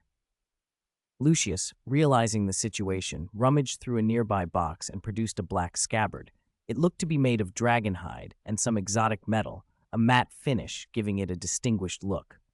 This scabbard was made by a Malfoy ancestor for this very sword, Lucius explained. It's enchanted with an undetectable extension charm. Grongnil can be sheathed so it appears to be an ordinary short blade. Chard's face lit up. That solved the portability problem. He sheathed the greatsword, and the 3-meter blade vanished inside the scabbard, leaving what looked like a decorative short sword. Unless someone had seen it unsheathed, no one would suspect the true weapon within. "The scabbard doesn't change the weight," Lucius added, "but for you, that shouldn't be an issue." Chard nodded. Even carrying it would not hinder his movements. Lucius dug a little deeper and drew out a yellowed parchment. Chard peered at the illustrations, a Muggle book showing a knight wielding a greatsword, an old sword art. He frowned in surprise. The Malfoys had always disdained Muggle things. Why keep a Muggle sword manual? Lucius cleared his throat awkwardly. This belonged to an ancestor of ours, from over 1,000 years ago. Back then, the magical world was in constant peril. Many feared annihilation by the religious Inquisition. Our family believed preserving ourselves meant making hard choices, enduring humiliation, keeping the flame of wizardry alive, if necessary. History needs record keepers. Chard's cheeks twitched. He imagined the Malfoys as collaborators with the religious Inquisition if Hogwarts and other schools had never been founded. It fit the family's reputation, but it was an event 1,000 years past, not his place to judge. He was more curious about the Inquisition itself. So the Malfoys had contact with the religious Inquisition. How powerful was it? How could a Muggle-founded Inquisition push the magical world to the brink, he asked. Lucius shook his head. Those records weren't preserved. Our ancestors deliberately hid information, left only warnings. Do not probe matters of the religious Inquisition. Do not get close to the church. Hide and keep secrets. That is how wizards survive. No matter how powerful, anyone who draws the church's attention won't escape death. The warning echoed something Miss Hufflepuff had told Chard earlier. Hide, maintain secrecy, the purpose of the International Statute of Secrecy. That law allowed the magical community to hide within the Muggle world and severely limited public spellcasting. Few Muggles knew wizards existed. Miss Hufflepuff had urged him to ensure the statute remained intact, or the entire magical world could fall. Had the religious inquisition survived somehow? The thought was troubling, but Chard pushed the doubt aside. It wasn't what he needed to focus on right now. Instead, the ancient sword art on the parchment grabbed his attention. In the corner was the name of the knight who wrote it. Religious Inquisition Knight Gus, White Eagle Swordsmanship. Chard studied the drawings closely. Despite the age of the parchment, the illustrations were remarkably well preserved and clearly done by a master. Every move, every tension of bone and muscle was depicted. Each technique radiated a sharp, formidable aura. This has to be a powerful sword art, he thought. If I could learn it, I could use Grongnil more effectively. My legendary power would hit harder in actual combat. But Chard had never been trained in martial arts. Compared to magic and herbology, physical combat was foreign. Learning the White Eagle swordsmanship from an ancient parchment alone seemed impossible.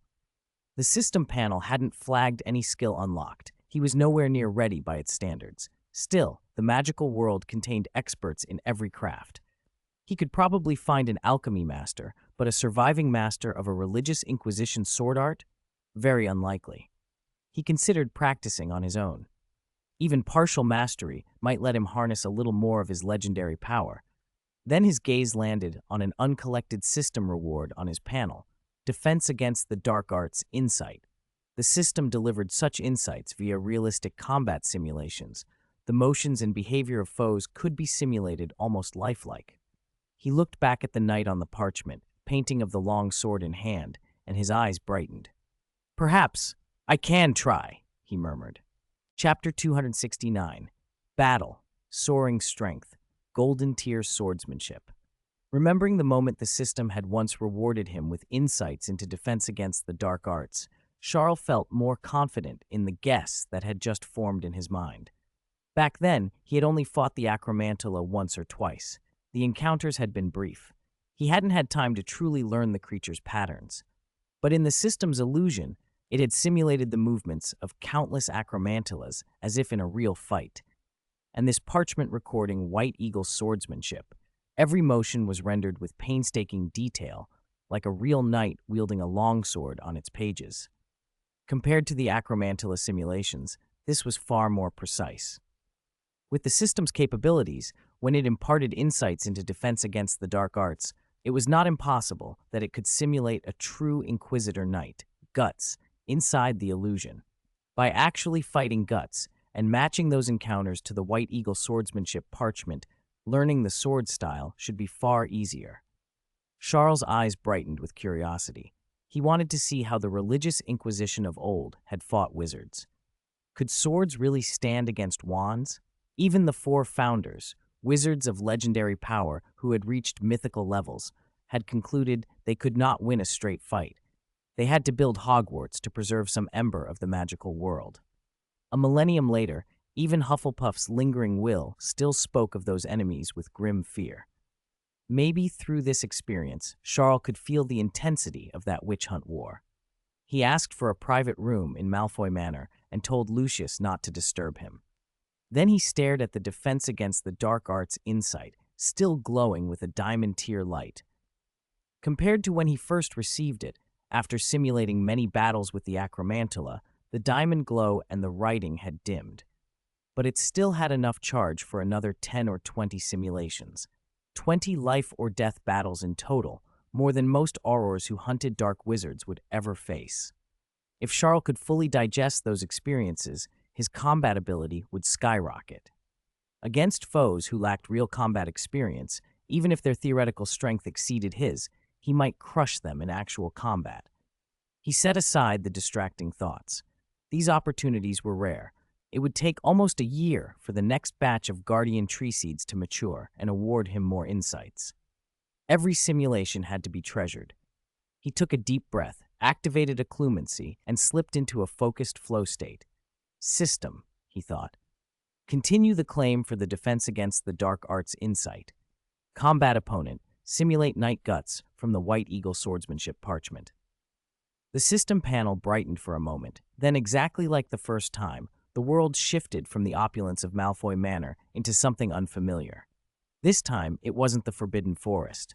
It was a village in flames, ruins and burning houses everywhere, heat waves distorting the air, the sharp stench of blood and roasting flesh. The illusion was almost sickening in its realism. Charles' pupils tightened as he took in the crucifixes and the bodies hanging from them. It was a hell on earth. A witch hunt scene from the Middle Ages, perhaps. He searched for his opponent. The eye of the mind in his mental world sent alarms. A sense of crisis, like an icy blade approaching his brow, thrummed through him, 10 times more intense than any normal warning. From the village's interior, a figure emerged, a man in black armor over 2 meters tall, carrying a greatsword as large as the Grongnil. Blood dripped from its blade. The figure looked straight at him. Killing intent washed over Charles so strongly that every cell seemed to shout danger. If not for the level his occlumency had reached, most wizards would have started trembling and been unable to cast. This was a knight of the religious inquisition from the witch hunt war 1,000 years ago, he realized. This era had been the darkest and most brutal the magical world had seen.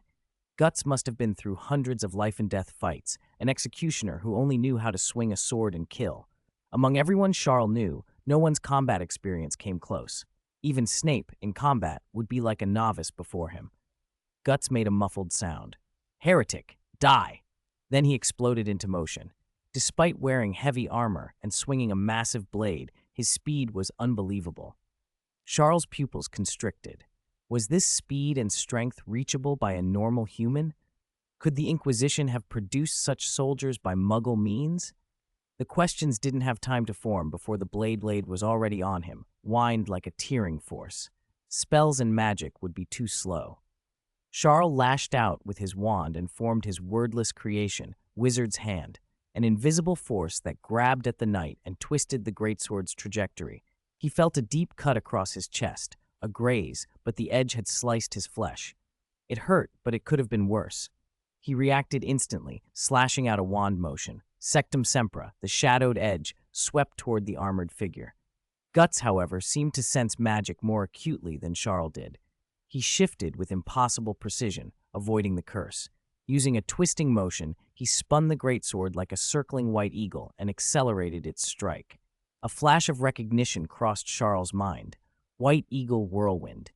He tried to use Wizard's Hand again to tug the sword off course, but the blade seemed to anticipate the force. The knight vaulted into the air, and the greatsword came down in an instant. Charles' vision went black. By the time he recovered, he was back in the private room at Malfoy Manor, reaching for his head as if expecting it to be split. He breathed a shaky sigh of relief when he found no wound and wiped cold sweat from his brow. The sequence replayed in his mind, Guts' speed and brutal, efficient strikes. He knew now the Inquisition's knights were not ordinary men. No normal human had that speed and perception of magic. Had they been modified by magic, or by some other means? Still, such speculation wouldn't help him now. Whether that organization existed today was irrelevant.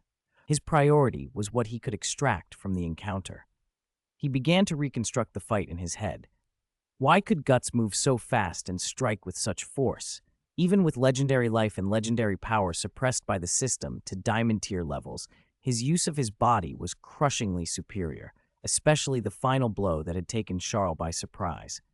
Swords, when used right, were not to be underestimated. Sometimes they could outdo magic. In the original story, Harry needed Gryffindor's sword to kill the basilisk. Magic alone wouldn't have broken the scales. Neville used the same sword to sever Nagini when spells could not. The sword's record was impressive. Charles was not dogmatic about wands. Wands were useful daily, but in battle, any method that could kill was valid. Now that he'd seen a powerful sword style and had his own legendary power, adding that option would only increase his arsenal. He played through Guts' moves over and over, down to the smallest detail, watching the blade split him in two in frame-by-frame slow motion. The sensation of the sharp edge cutting flesh and his body being separated forced his death fear to resurge.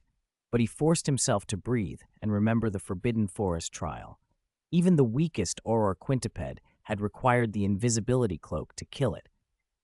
When elite Aurors tried to capture the children, it had been his command of black magic transformation and five-legged beast transfiguration, his knowledge of curse effects on transformed beasts that saved Hufflepuff from heavy losses.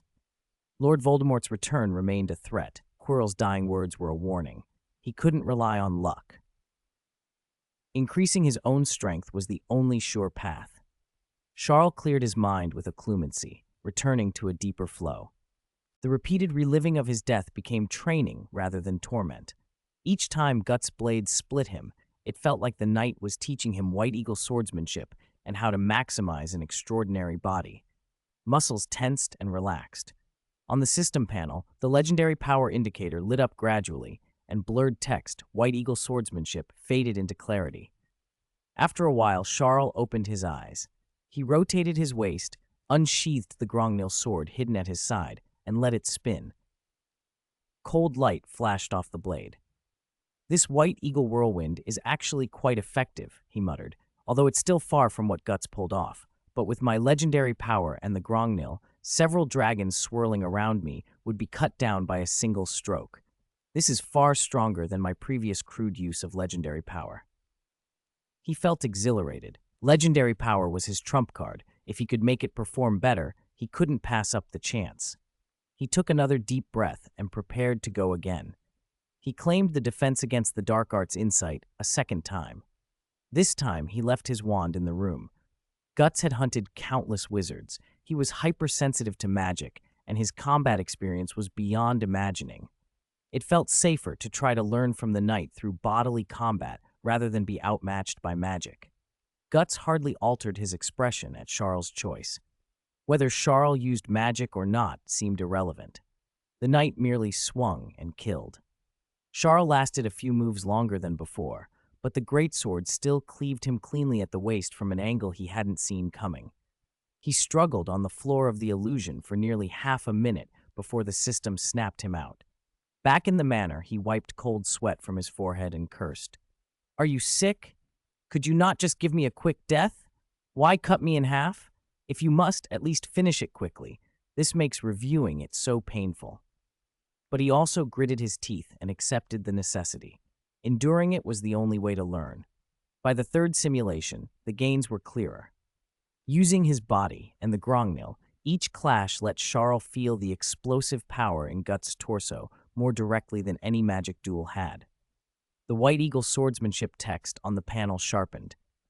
He sensed the true potential of his legendary life and legendary power coming within reach. Previously, he had been like someone with a supercar who didn't know how to drive. Now he began to handle his body like a battle-worn medieval warrior. He continued the routine, claim the insight, enter the blazing village, fight Guts, return, use occlumency to review the death in detail, and pull out whatever technique he could. Time blurred. In 3 days, he ran the simulation until the system stopped responding. When he finally looked, the diamond-tier defense against the dark arts insight that had shone 3 days ago had vanished from the panel. So in 3 days, nearly 20 life-and-death battles, he breathed. Time had flown. He drained all the simulation attempts without realizing it. The numbness left his face and a new sharpness settled in his eyes, the gaze of someone who had stared at death again and again. When he rose, his posture and the angle of his arms were different. He felt ready to strike at any instant. He understood his strength now. In pure physical, cold weapon combat, I'm still only at Guts' superficial level, he thought. But compared to my former self, this is like another dimension. If I fought using only legendary life and legendary power, my old self would be cut into pieces in minutes. Against the Forbidden Forest trial at the end of the first year, if my current self went back with the Grongnil and these powers, I could kill all those five-legged beasts and that Auror quintuped with only minor injuries, single-handedly. Close quarters combat was now his hidden trump card. But the repeated battles also improved his practical magic through better footwork, timing, range judgment, and opening recognition. Using magic now, he could comfortably outmatch his old self. Then he saw the new line of text on the system panel light up. White Eagle Swordsmanship, Gold Tier. It wasn't a high level, but its sheen felt solid and tangible, evidence his foundation was strong. Guts had effectively taught him through countless life-or-death struggles. Even without more simulations, Charles could steadily improve his mastery from this new base. He allowed himself a small smile despite the past day's hardship. The pain had been real, but so were the gains. Still, he would have to wait until the next batch of guardian tree seeds matured to claim more defense against the dark arts insights. He reminded himself, pursuing strength is right, but it's all possible because of my planting, the herbology that earned me these rewards. Planting and herbology are my true foundations. Everything else is fruit from them. The Divine Joy flower could boost my herbology massively. That's the most important thing now. 3 days had passed since his Moza Club exchange. He expected the items to arrive soon. With anticipation on his face, Charles pushed open his door and walked out. Outside the room, Lucius paced anxiously, hesitating whether to knock. Ciel had been shut inside for 3 full days with almost no movement. Lucius feared something had gone wrong while he researched some deep magic. Then the door opened, and Ciel stepped out. Lucius let out a relieved breath, and a joyful smile formed on his face, until he truly saw Ciel. It was like meeting a drawn sword and the scent of blood at once. A murderous aura still clung to Ciel from the illusionary battle. Lucius instinctively stepped back, pale. Ciel noticed Lucius's reaction and realized the bloody aura from his earlier illusion hadn't dissipated. He gave a small, apologetic smile. "Sorry, Mr. Malfoy," Ciel said. "I got a little carried away with sword practice these past few days." Lucius wiped the sweat from his brow and forced a smile. "It's nothing, nothing." But in his mind, a storm was already building. He did not believe Ciel had merely read parchments and practiced swordplay to gain such an aura. Could Ciel have left Malfoy Manor in secret and taken part in some bloody slaughter? Lucius's imagination ran wild. Old Borgin, of Borgin and Burkes, should have reacted if his business had been stolen. The fact that Borgin had made no move could mean someone had already confronted him and forced him to back down. That someone, Lucius concluded, could be Ciel. So young, yet so unfathomable, Lucius felt both awe and a rising reverence. The makings of a dark lord, he thought. Ciel noticed Lucius's reverent gaze and felt slightly puzzled, but didn't dwell on it. "Mr. Malfoy," he asked, "is there something you need?" Lucius snapped back to attention and produced a letter with ceremonious politeness. "This arrived here today." Ciel took the envelope and, seeing Professor Sprout's familiar handwriting, brightened. Professor Sprout had mentioned she was off to the International Herbology Association to discuss holding the herbology exams in London. Ciel had worried something had happened. If no news arrived in another 2 days, he had planned to go to Dumbledore. Now, Auntie had finally returned. He opened the letter, and his joy turned to puzzlement. The letter said only that there was something very important, but that Ciel didn't need to rush. He could simply return to the Sprout residence tonight. No specifics. That wasn't Auntie's usual style. It must be inconvenient to explain in a letter, Ciel thought. He'd learn more once he got home. Besides, after staying several days at Malfoy Manor, it was time to go.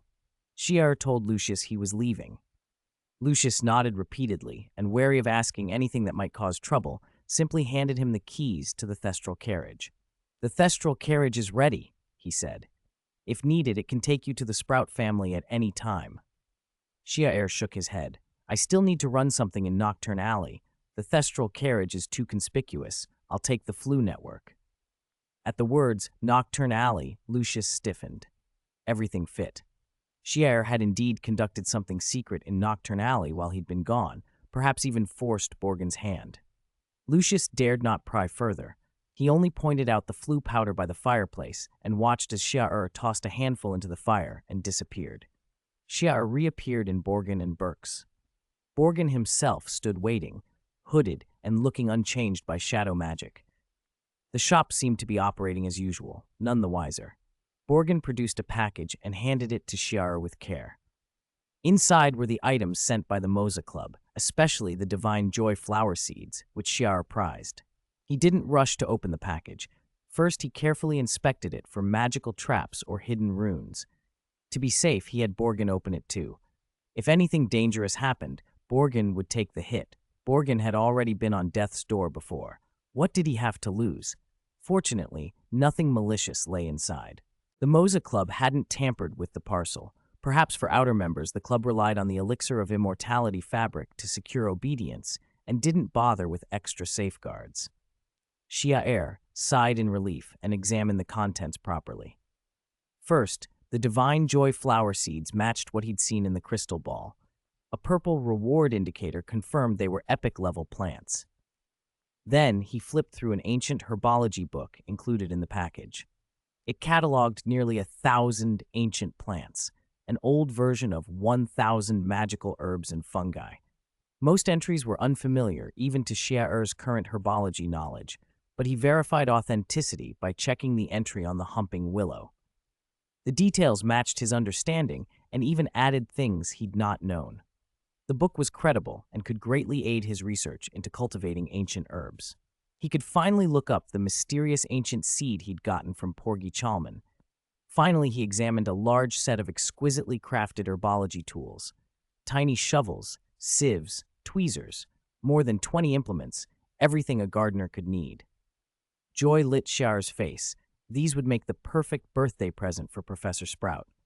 Then Xiaer froze. He had been meaning to prepare something for Auntie's birthday, but the 3 days of battling and reviewing had made him lose track of the date. He slapped his head. Of course, Auntie's birthday was today. That explained the letter. "Do you have gift boxes in the store?" he asked Borgin. Borgin nodded and brought out a series of morbid-looking boxes.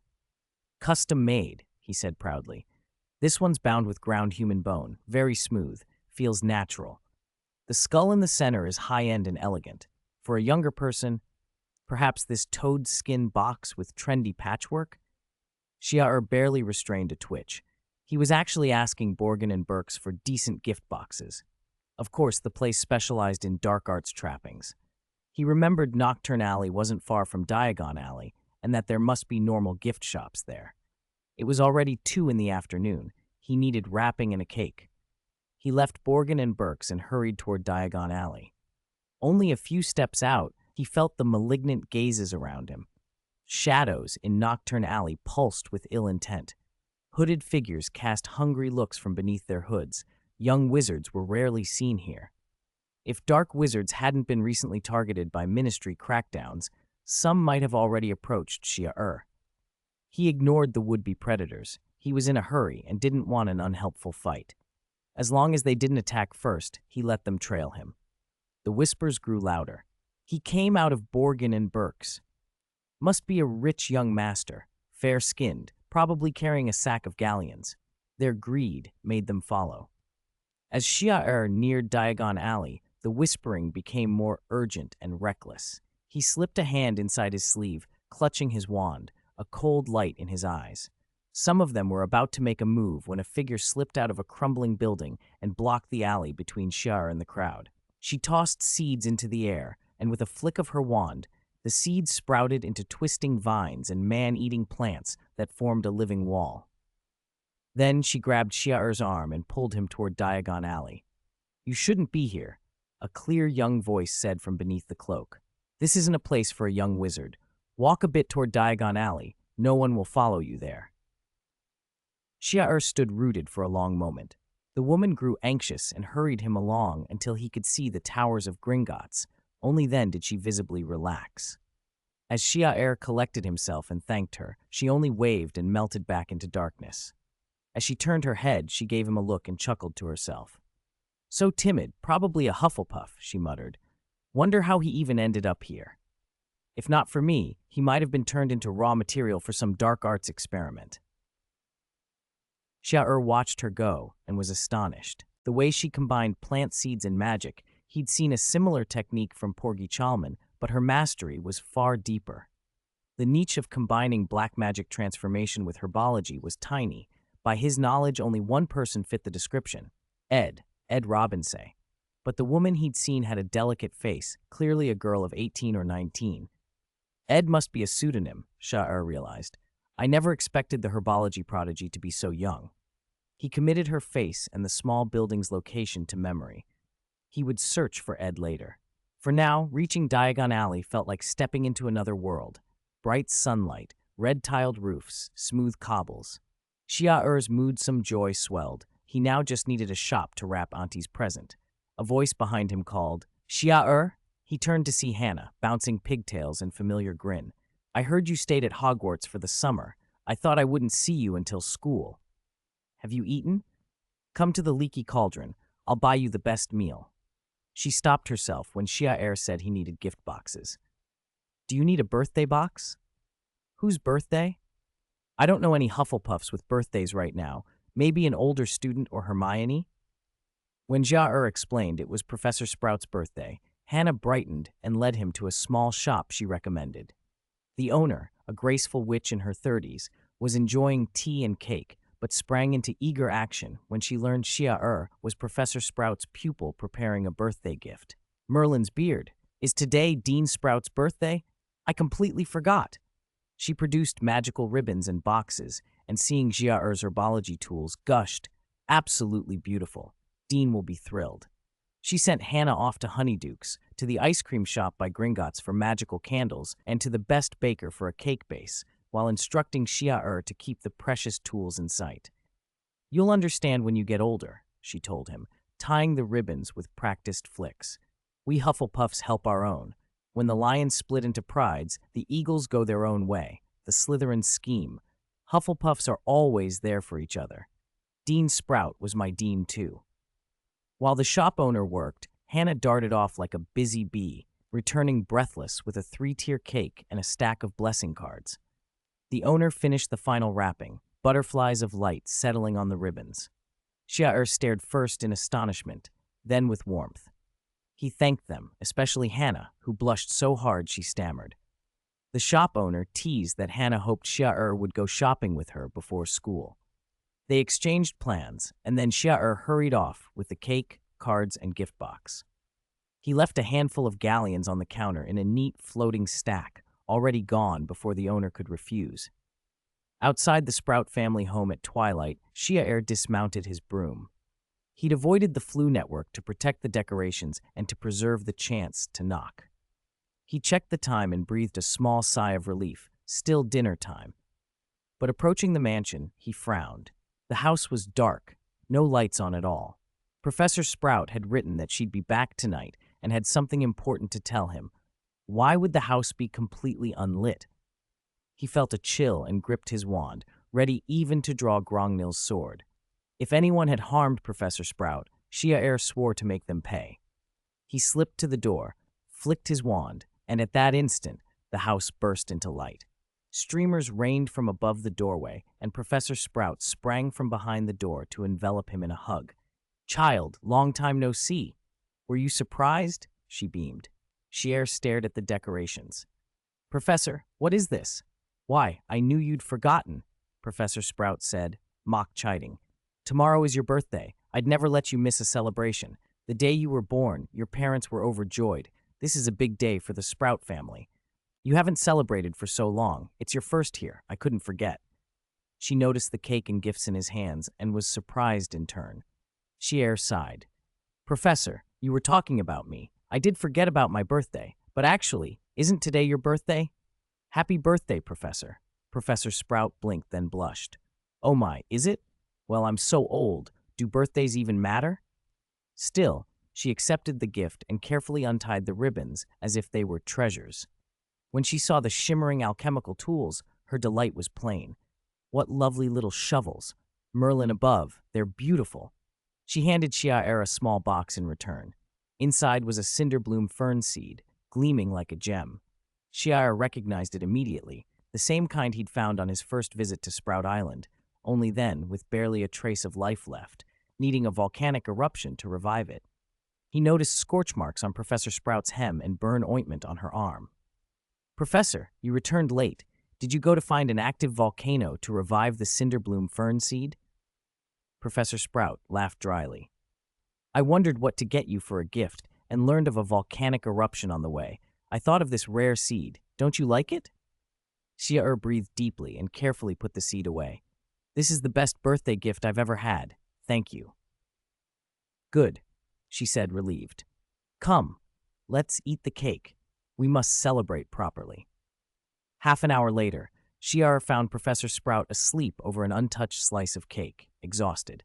She must have rushed straight from the International Herbology Association to a volcanic eruption site and then hurried home to prepare his birthday.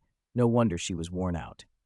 He had house elves help carry her to bed, then quietly slipped down to the Sprout greenhouse.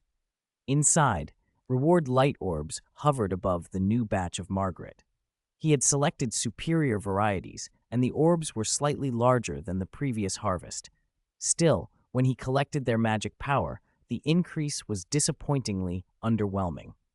Even after harvesting the whole batch, the jump from gold-grade strength had only produced a scattering of platinum sparks. The diminishing returns were worse than he'd estimated. Even with his water enhancement and shadow control temporarily boosting his magic power to platinum, reaching diamond grade seemed an impossible chasm, perhaps 5 or 6 years away. He thought of other routes, modifying plant seeds directionally, or working with whomping willow branches for epic-grade magic power enhancement. Both paths demanded a much higher level of herbology. Herbology expertise was the foundation. His gaze dropped to the Divine Joy flower seed in his hand. He opened the ancient herbology book to the entry on the Divine Joy flower, and his heart sank. The conditions were far more demanding than he'd imagined. This flower, famed and unparalleled, had always bloomed only in godly gardens or temple grounds. More than soil, light, water, or technique, the seed most needed the attention of a god. The stronger the deity, the more their notice promoted the flower's flourishing. No wonder, Shiar muttered. After the mythical era ended and gods vanished, divine joy flowers ceased to bloom. The book recounted ancient attempts to cultivate the flower. Herbologists had dug up temple fragments and statues, trying to use relics that once held divine presence, and one claimed to have used an item still suffused with divine magic to nearly mature a bloom, yet it still failed to open. Shiar frowned. Even mythical-level magic remnants weren't enough to convince the flower it had the praise of a god. The final note quoted the herbologist's conclusion: if magic-tainted objects left by a god cannot make the divine joy flower bloom, then perhaps such traces are not true symbols recognized by the flower. What truly represents a god, only a god would know. Shiar read the line several times. If mythical-level aura couldn't trick the flower, then what could be recognized? At that instant, his mind flashed. In his spiritual world, after the lightning strike, a lightning-shaped scar had been branded in his spiritual eye. On the system panel, it was called Divine King's Authority. His pulse quickened. Could this be it? He whispered. Is authority what distinguishes a god? He didn't know how authority truly worked. He still couldn't use it properly. But the Divine King's Authority, faint as it was, had been imprinted on him. He decided to try. With steady breaths, he took the Divine Joy flower seed from its vial and focused. He let his spirit draw near the lightning-shaped scar in his spiritual eye and spoke to the seed. I am the wielder of the Divine King's Authority, he said aloud. I command meteorological magic and lightning. I order you, grow. Under his gaze, the Divine Joy flower seed that had seemed almost dead suddenly began to pulse like a heartbeat. Thump, thump. The Divine Joy flower seeds began to pulse faintly like a heartbeat. At the same time, their previously feeble vitality slowly stirred. Char widened his eyes. He hadn't expected to be right. The Divine Joy flower did not recognize a god by magic, appearance, or aura, but by authority. Because he had been marked with a trace of the God King's authority after acquiring the will of lightning from the bolt, the Divine Joy flower had indeed recognized him as a god, even as the God King. For this plant, when it faced a non-god, no matter how carefully it was tended or how many rare materials were used, it was difficult to survive. But if it encountered a being it acknowledged as a god, even a single glance would invigorate it like a stimulant. And Char, as the God King, had just issued it an order. Though ages had passed since the Olympus era, the Divine Joy flower still strove to please the God King. Char's face lit up. At this rate, he murmured, it won't be long before this seed takes root, sprouts, and blooms. He continued to encourage the seed. That encouragement only energized it further. The honor of being praised by the God King was immense. But his spirit, which had been drawing closer and closer to the Eye of Spirit and thus stirring the God King's residual authority, had reached its limit under the enormous pressure. Dizziness overwhelmed him. Char almost collapsed. His head throbbed as if about to split. He pulled his spirit away from the lightning-shaped scar that represented the God King's authority. In that moment, the seed, rejuvenated as if by a stimulant, suddenly sensed something deeply confusing. Where was the God King? Why could it no longer feel the supreme authority it had just recognized? My king has passed away. The seed's growth momentum stopped at once. Char even felt a chill of death chi gather within it. His smile froze. Gritting his teeth, Char forced a little more strength from his spirit and stepped mentally toward the God King's mark. At the same time, he spoke to the seed. I am the God King, destined to vanquish all enemies. I cannot remain in this world forever. I hope to see you again. Bloom with the most brilliant flowers to welcome my triumphant return. The death key suffusing the seed abruptly halted. It was replaced by a new throbbing, an oracle. The God King's oracle, commanding it to await his triumphant return. The seed was deeply moved. It wished it could bloom immediately despite its weakened vitality. Char's vision blurred. He could no longer draw on any of the God King's authority. Still, the seed's vitality, while slowed, no longer sought death. Char exhaled shakily. Golden stars flashed across his sight. His head ached as if every nerve were being skewered by red-hot needles. The pain was so intense he could not even cry out. He could only curl on the ground and wait for his spirit to recover. 2 or 3 hours later, pale-faced, Char staggered to his feet. He felt a residual fear. If he had pushed a few seconds longer, his spirit might have been damaged by the pressure, leading to impaired consciousness. Matters of the spirit, even a legendary life could not repair. Fortunately, he had endured brutal pain often, and thanks to his mastery of occlumency, his control over spiritual power far outstripped ordinary people's. That had spared him permanent harm. Still, the episode reminded him of a crucial truth. My body is indeed extremely powerful now, he thought. As long as my brain and heart aren't destroyed, they can regenerate. But my spirit, though far stronger than an ordinary person's, is still weak compared to my physique. Many things I encounter now, especially mythical-level items, seem to require greater spiritual power. I need to arrange for spiritual enhancement quickly. The karate grass should be close to maturity. He produced his portkey. Still dizzy, he transported from the Sprout residence to Sprout Island. The storm had already passed. Protective magics did little against nature's force. Many depressions on the island still held large pools of standing water. Fortunately, an underwater volcano beneath Sprout Island radiated heat upward, causing the soaked soil to steam and helping the water evaporate. Trolls used their large hands to scoop away the remaining puddles by the fields, handful by handful, to prevent overly wet soil from ruining the crops. These lands had been entrusted to them by the king. Their livelihoods depended on them. Even clumsy trolls, after their long wanderings in the Forbidden Forest, understood how hard-won their current peace was and cherished it. The trolls greeted Char with reverent cries. Grunk! Grunk! Char had grown accustomed to their salutations. He waved and walked toward the karate grass fields. Steam rose from the soil, like a giant natural sauna. Karate grass loved warm, humid environments. Char's worry that the storm had damaged the crop vanished. The plants looked even better than expected. Each reward light orb was plump, and the bronze sheen on the reward info had deepened. Joy spread across Char's face. It will likely mature in 2 or 3 days, he calculated. Compared to my original estimate, the spiritual enhancement it gives might be a level or 2 higher. The quality of this batch will be excellent in the magical world. With most karate plantations suffering reduced yields and poorer quality because of the storm, this year's harvest should fetch a higher price. Char wasn't satisfied with just a profit. High-quality karate grass, once purified, would taste exquisite. Pure-blood nobles who paid steep sums for finer tastes would pay even more. That would give him liquidity later without owing favors to the Malfoy family. More urgently, Char wanted to raise Demeter ritual magic to epic level before the Divine Joy flower ripened, in the hope of using the flower's rewards to push Demeter ritual directly from epic to legendary.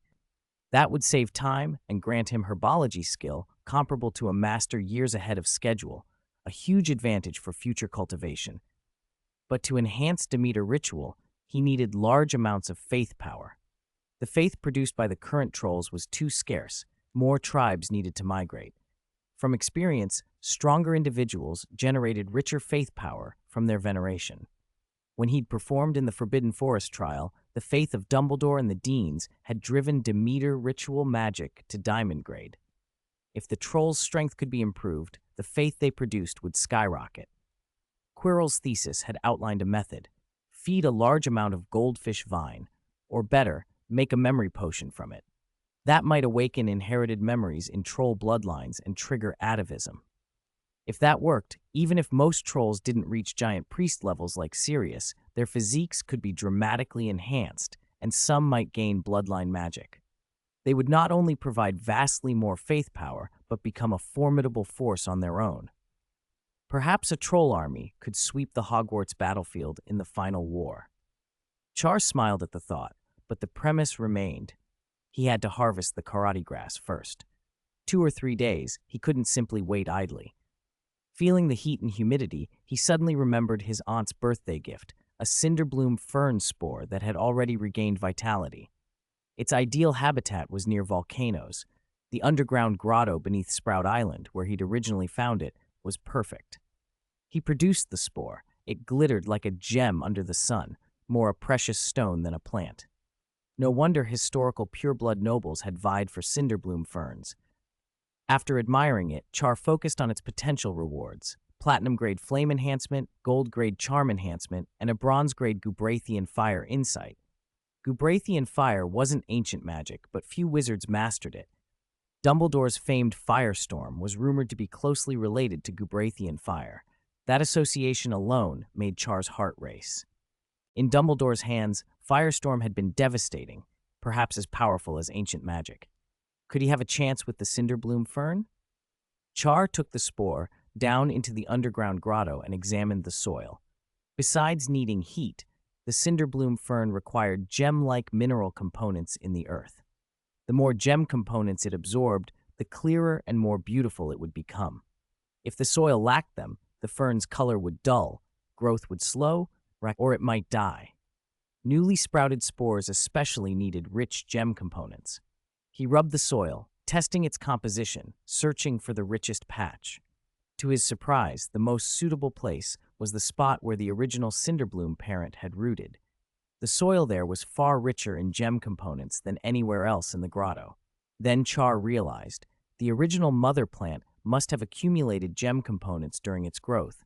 When it died, those components returned to the soil, enriching it.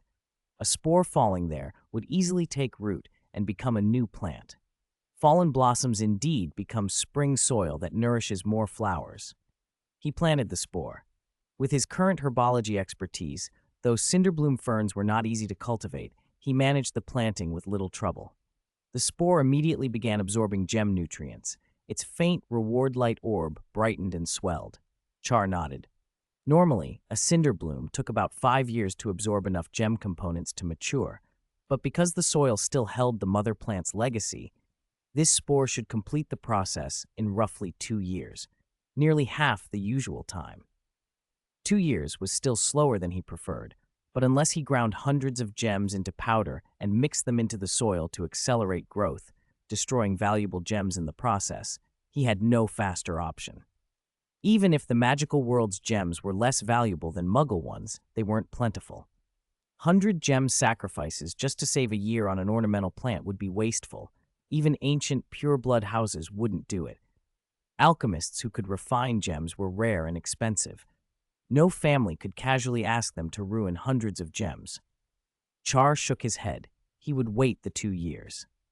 As he turned to leave the grotto, his eyes fell on Sirius's dwelling, a large workbench piled with ores collected from Sprout Island and the surrounding sea. Intricate alchemical array patterns, and partially refined ores shimmering with silver and gold light. Some pieces already showed colorful gem-like crystals. Char stopped short. An idea flashed through his mind. Using powdered gems to enhance the cinderbloom's growth and appearance, only a true alchemist, devoting time to the task, could provide such nourishment. Even the Malfoy family couldn't afford that. But I do. Chapter 272. Luxury, Dursley, Legendary Bloodthorn. Xiao'er's eyes brightened when he realized the advantage he had in cultivating the Cinderbloom fern.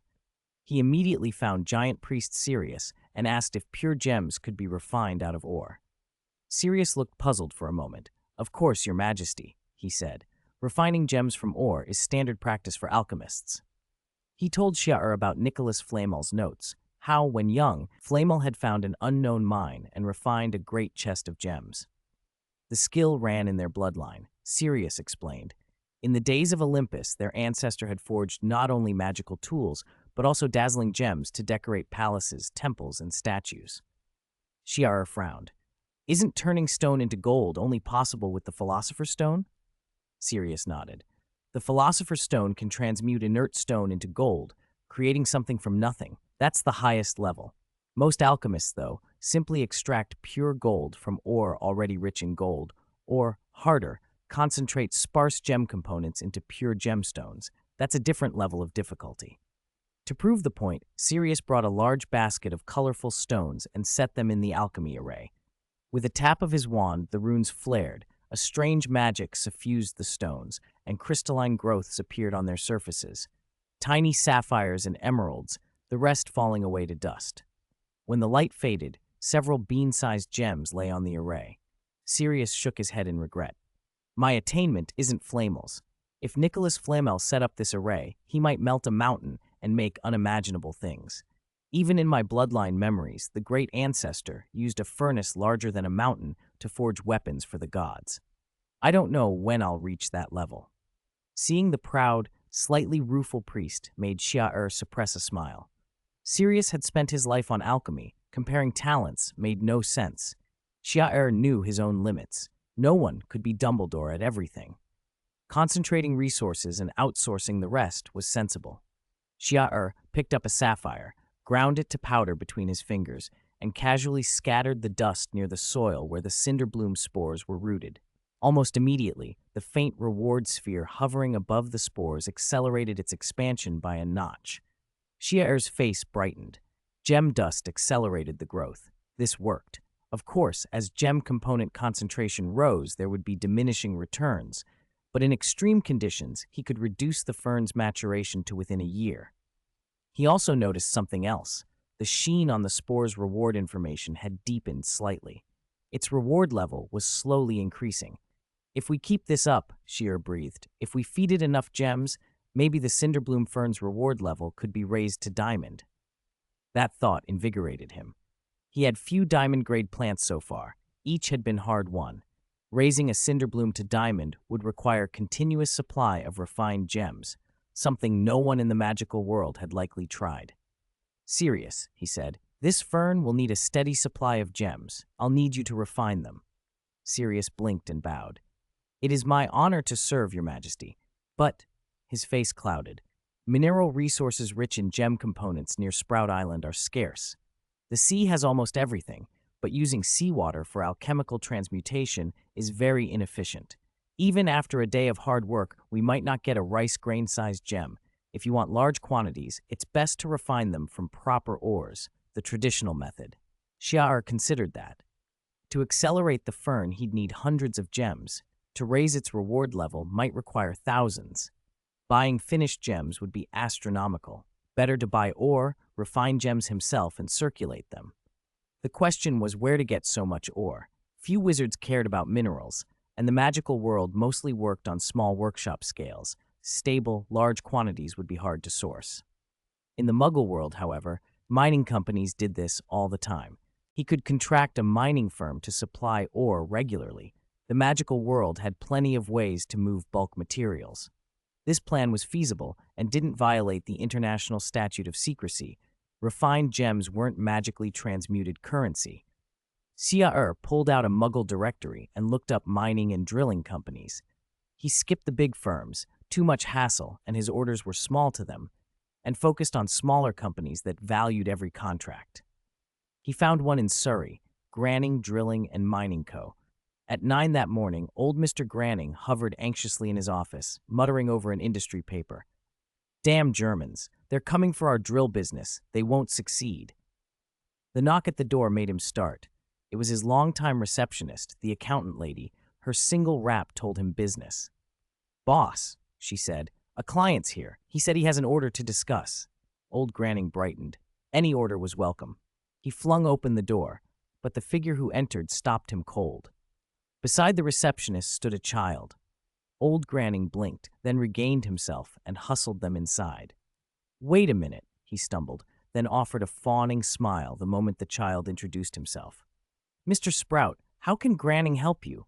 Our extra-large drills are renowned. If your family wants to drill for oil in the Middle East, Granning is your partner."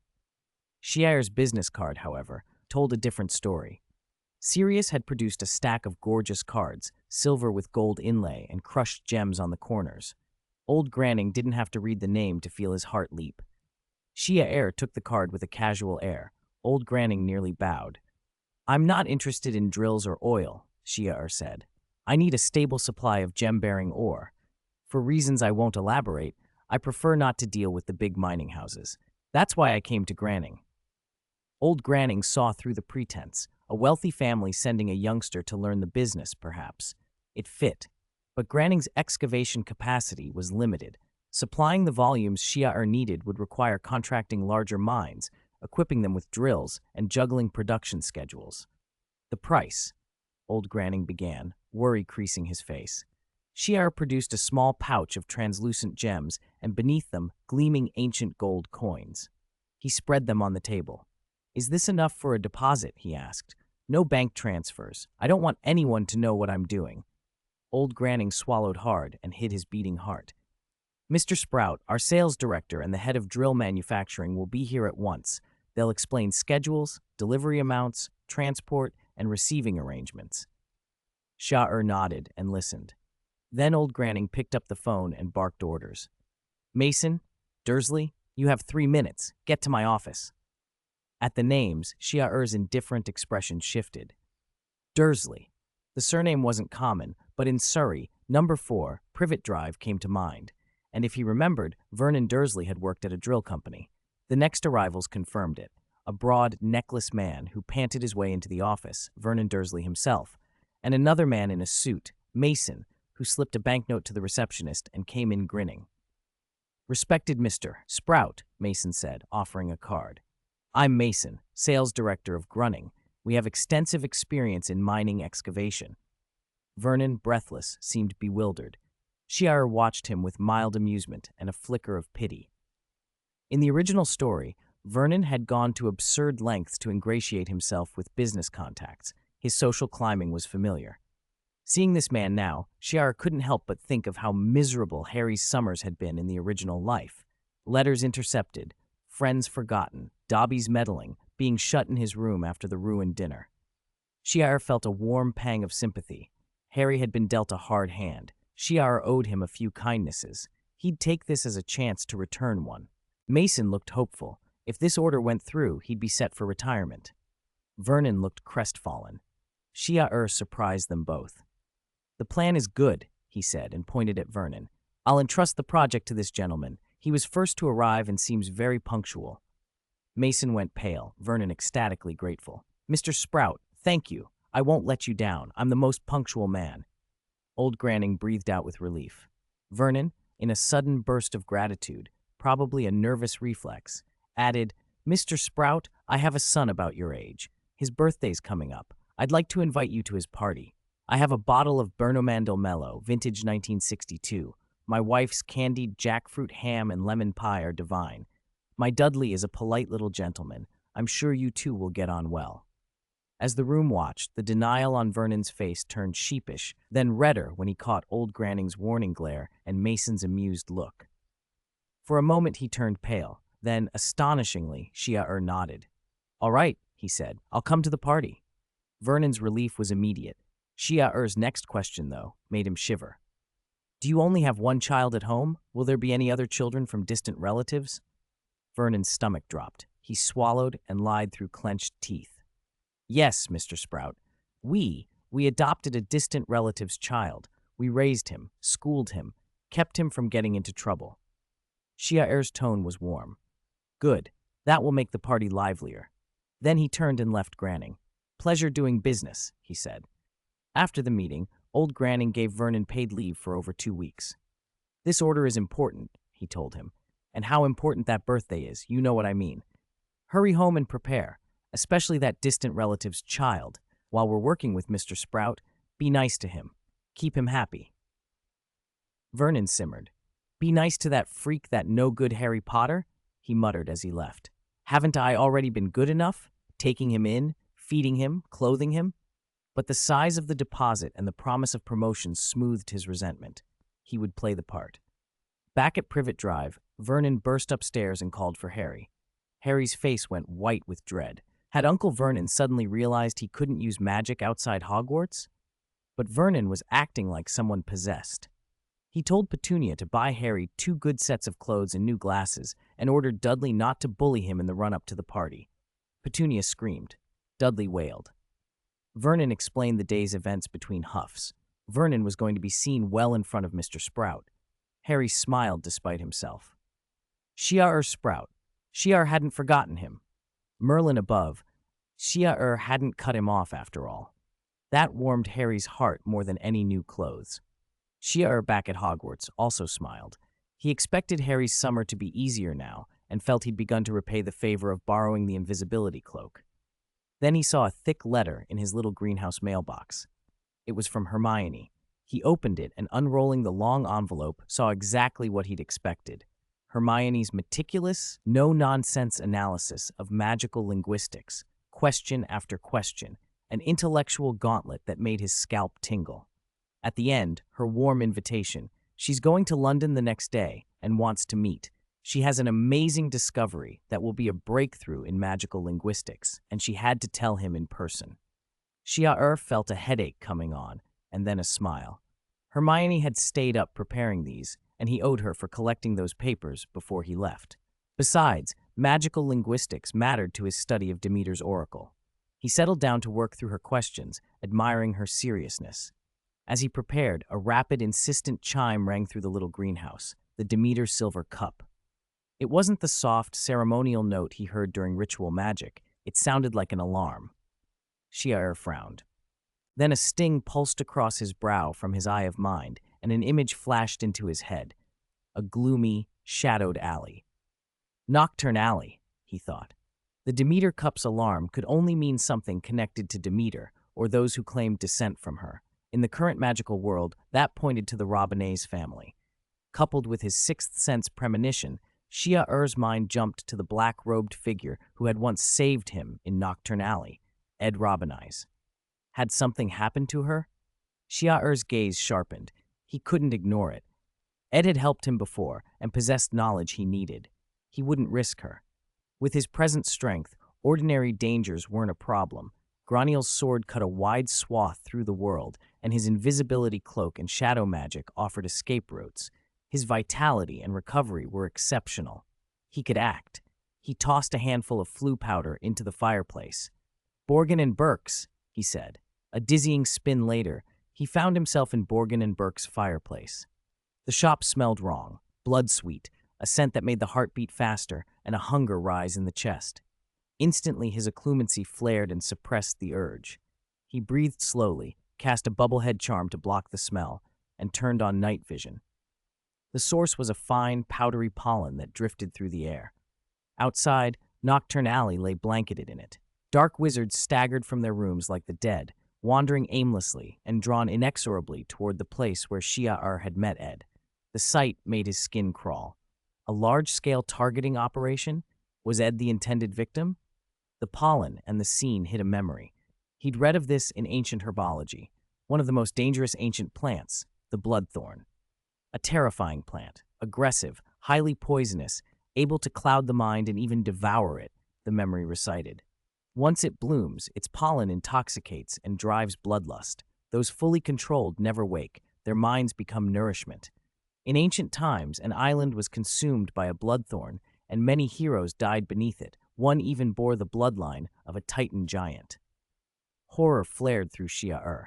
How could such a plant, famed in legend, still exist and now appear in Nocturne Alley? He swept his vision through the alley and saw a gleaming reward orb its glow unmistakable, legendary. You have discovered a bloodthorn branch that has survived from ancient times. Cultivate it to maturity to receive the rewards. Soul Devourer, legendary level 2nd sublimation. Blood Plague Control, legendary level 1st sublimation. Blood Poison, legendary level 1st sublimation. Shiar's jaw tightened. This was worse and more valuable than he'd imagined. Chapter 273, Riot, a Sword, and the Aftermath. When Charles read the information, his face went ashen. A magical plant rewarded at the legendary level, and a 2nd sublimation at that. Aside from a world tree root or a fire god seed, this was the highest tier plant Charles had ever seen. Even the Homping Willow and the mutated Guardian Tree seed, at their best, were far inferior. The Guardian seed, even if it reached legendary, would still be 2 full sublimations below the Blood Soul Thorn branch lying before him. Charles had experienced the gulf between them firsthand. Worse, this Blood Soul Thorn, which had turned Nocturne Alley into a haze of pollen, was only a branch. Its main body must already be fully mature, a confirmed legendary level secondary sublimation, possibly even a tertiary sublime like Dumbledore or Voldemort. Unlike Charles' own legendary power, which could only temporarily push him to a secondary sublimation when he was near death, this thorn had truly reached that level. From its current behavior, Charles thought it wasn't impossible that the plant had already achieved tertiary sublimation. He immediately dismissed the idea of intervening directly. The risk was far too great. He owed Ed Robinets a small favor and wanted the method for using black magic transformation to boost plant seeds from her family, but risking his life over it was unreasonable. Standing inside Borgin and Burke's, Charles watched the chaotic scene outside and thought rapidly. The Blood Soul Thorn was an ancient sentient plant that fed on souls to grow its intelligence. Its cunning surpassed most witches and wizards. Still, feeding was an instinct. According to Herbology records, a mature Blood Soul Thorn's ritual demanded hundreds of victims per feeding. Such mass disappearances would not go unnoticed. Yet there were no reports beyond Nocturne Alley. The pollen itself seemed to limit its range intentionally, keeping the disturbance local. It did not want to be discovered. It showed restraint. A thought struck him like lightning. Was the thorn being cautious because of Dumbledore? Was that why only a branch had come and not the main body? If so, Charles felt a little relief. Why be a hero here? He was no Gryffindor. He was Charles. It wasn't his duty to tackle vast dark arts threats when there were Aurors and Dumbledore to call on. If the Aurors couldn't handle it, Dumbledore surely would. He went to the fireplace inside Borgin and Burke's and prepared to send an urgent message through the flu network. Seeing how quickly the pollen could affect people, Ed could be compromised at any moment. He couldn't rely on sluggish bureaucracy. He had old Borgin prepare a red message, tossed a handful of flu powder into the fire, and sent it. In the Ministry of Magic's reception hall, green flames flared in the fireplace. A bored-looking receptionist was about to speak when a red envelope rose from the flames and suddenly exploded. A howler, far louder than any normal one, screeched through the ministry. Rebellion! Rebellion! Large numbers of dark wizards are gathering in Nocturne Alley. They are marching. They cry, restore the glory of dark wizards. Kick Fudge out, kill Scrimgeour. They say they will start the Second Wizarding War. The ministry erupted into chaos. Within seconds, Scrimgeour and Amelia burst into Fudge's office. All three wore identical, shocked expressions. None of them had sent the howler. That meant the worst. Something real was unfolding in Nocturne Alley. Had they pushed those dark wizards too hard, or had opportunists incited them to imitate the old Dark Lord? Panic chilled them. There was no time for internal squabbling.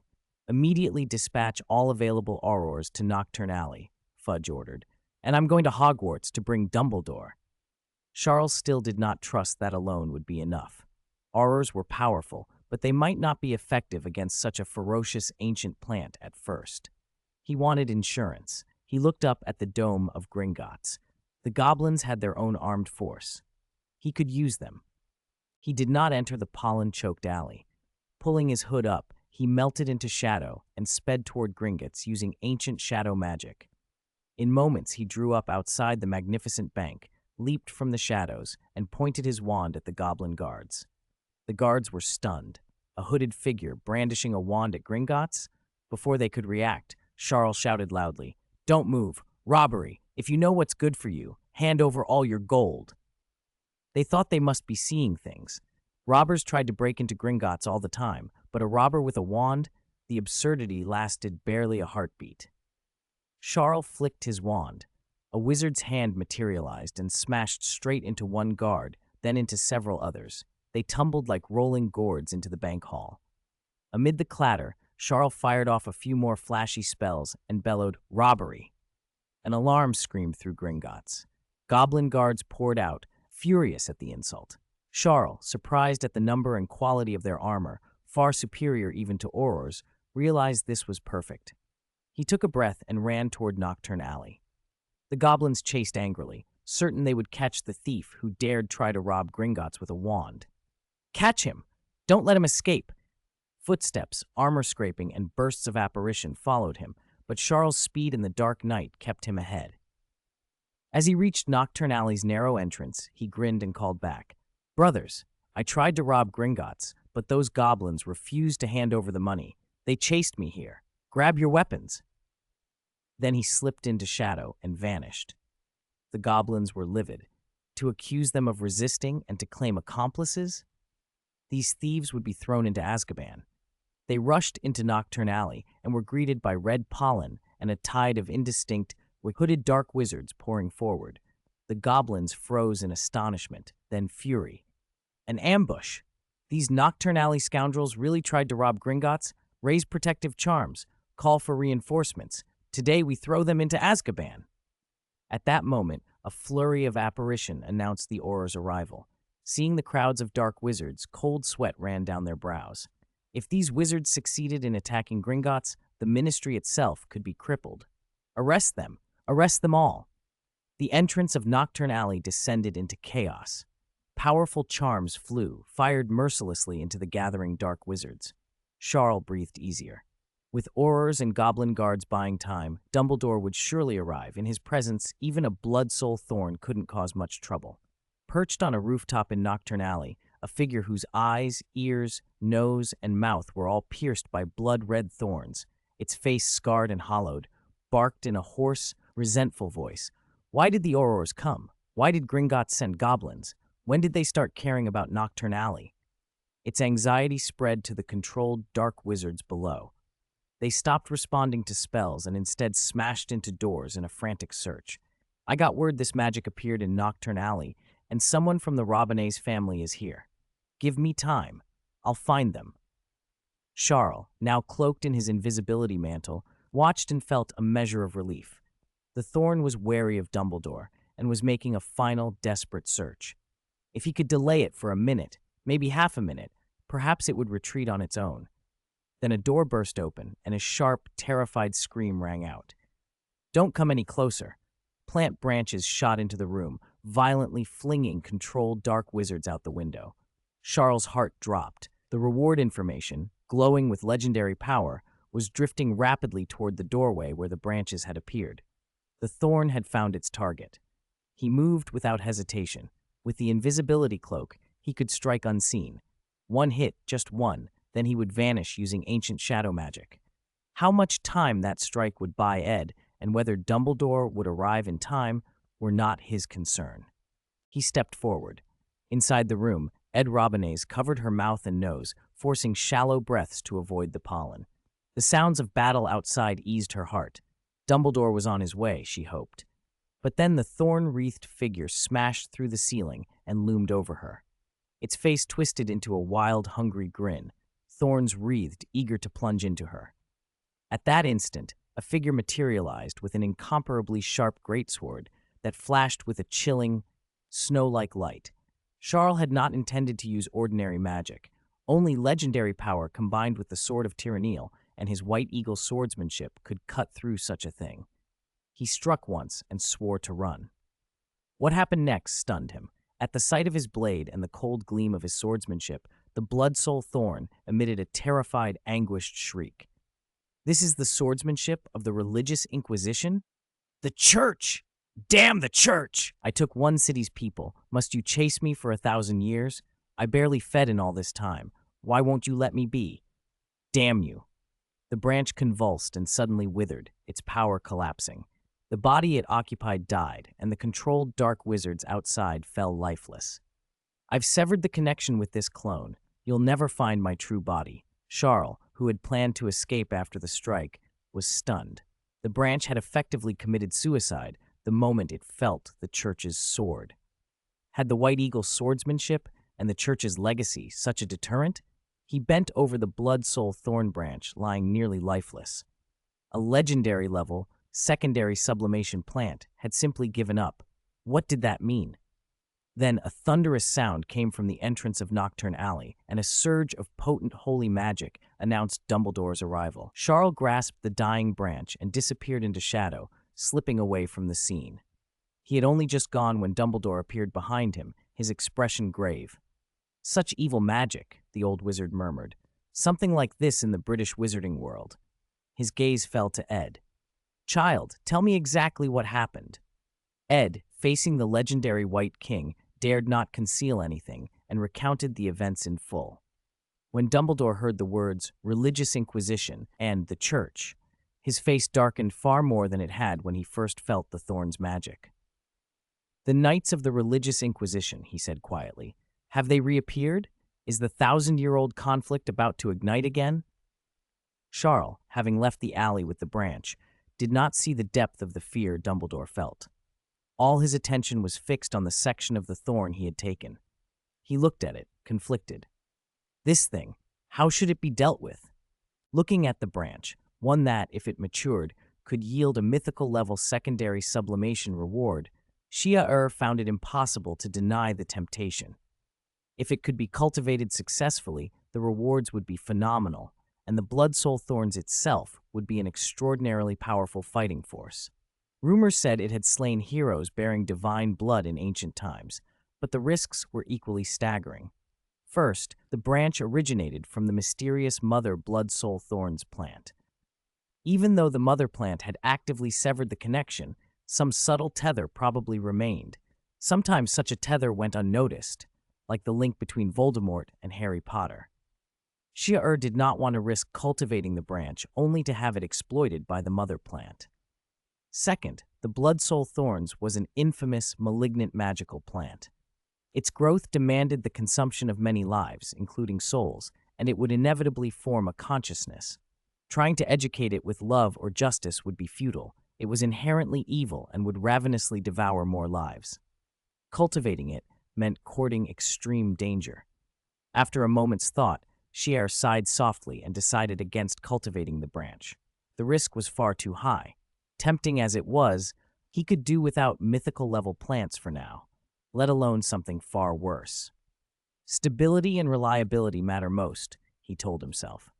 Ignoring risk for power makes one no different from gamblers or dark wizards. That didn't mean the branch was worthless. Its level and evil aura made it exceptionally valuable as a high-grade dark arts component to promote the advancement of the Guardian Tree Seed. Turning that uncontrollable gain into a safe, steady boon was preferable. Ciel favored that approach. He took out the Guardian Tree Seed.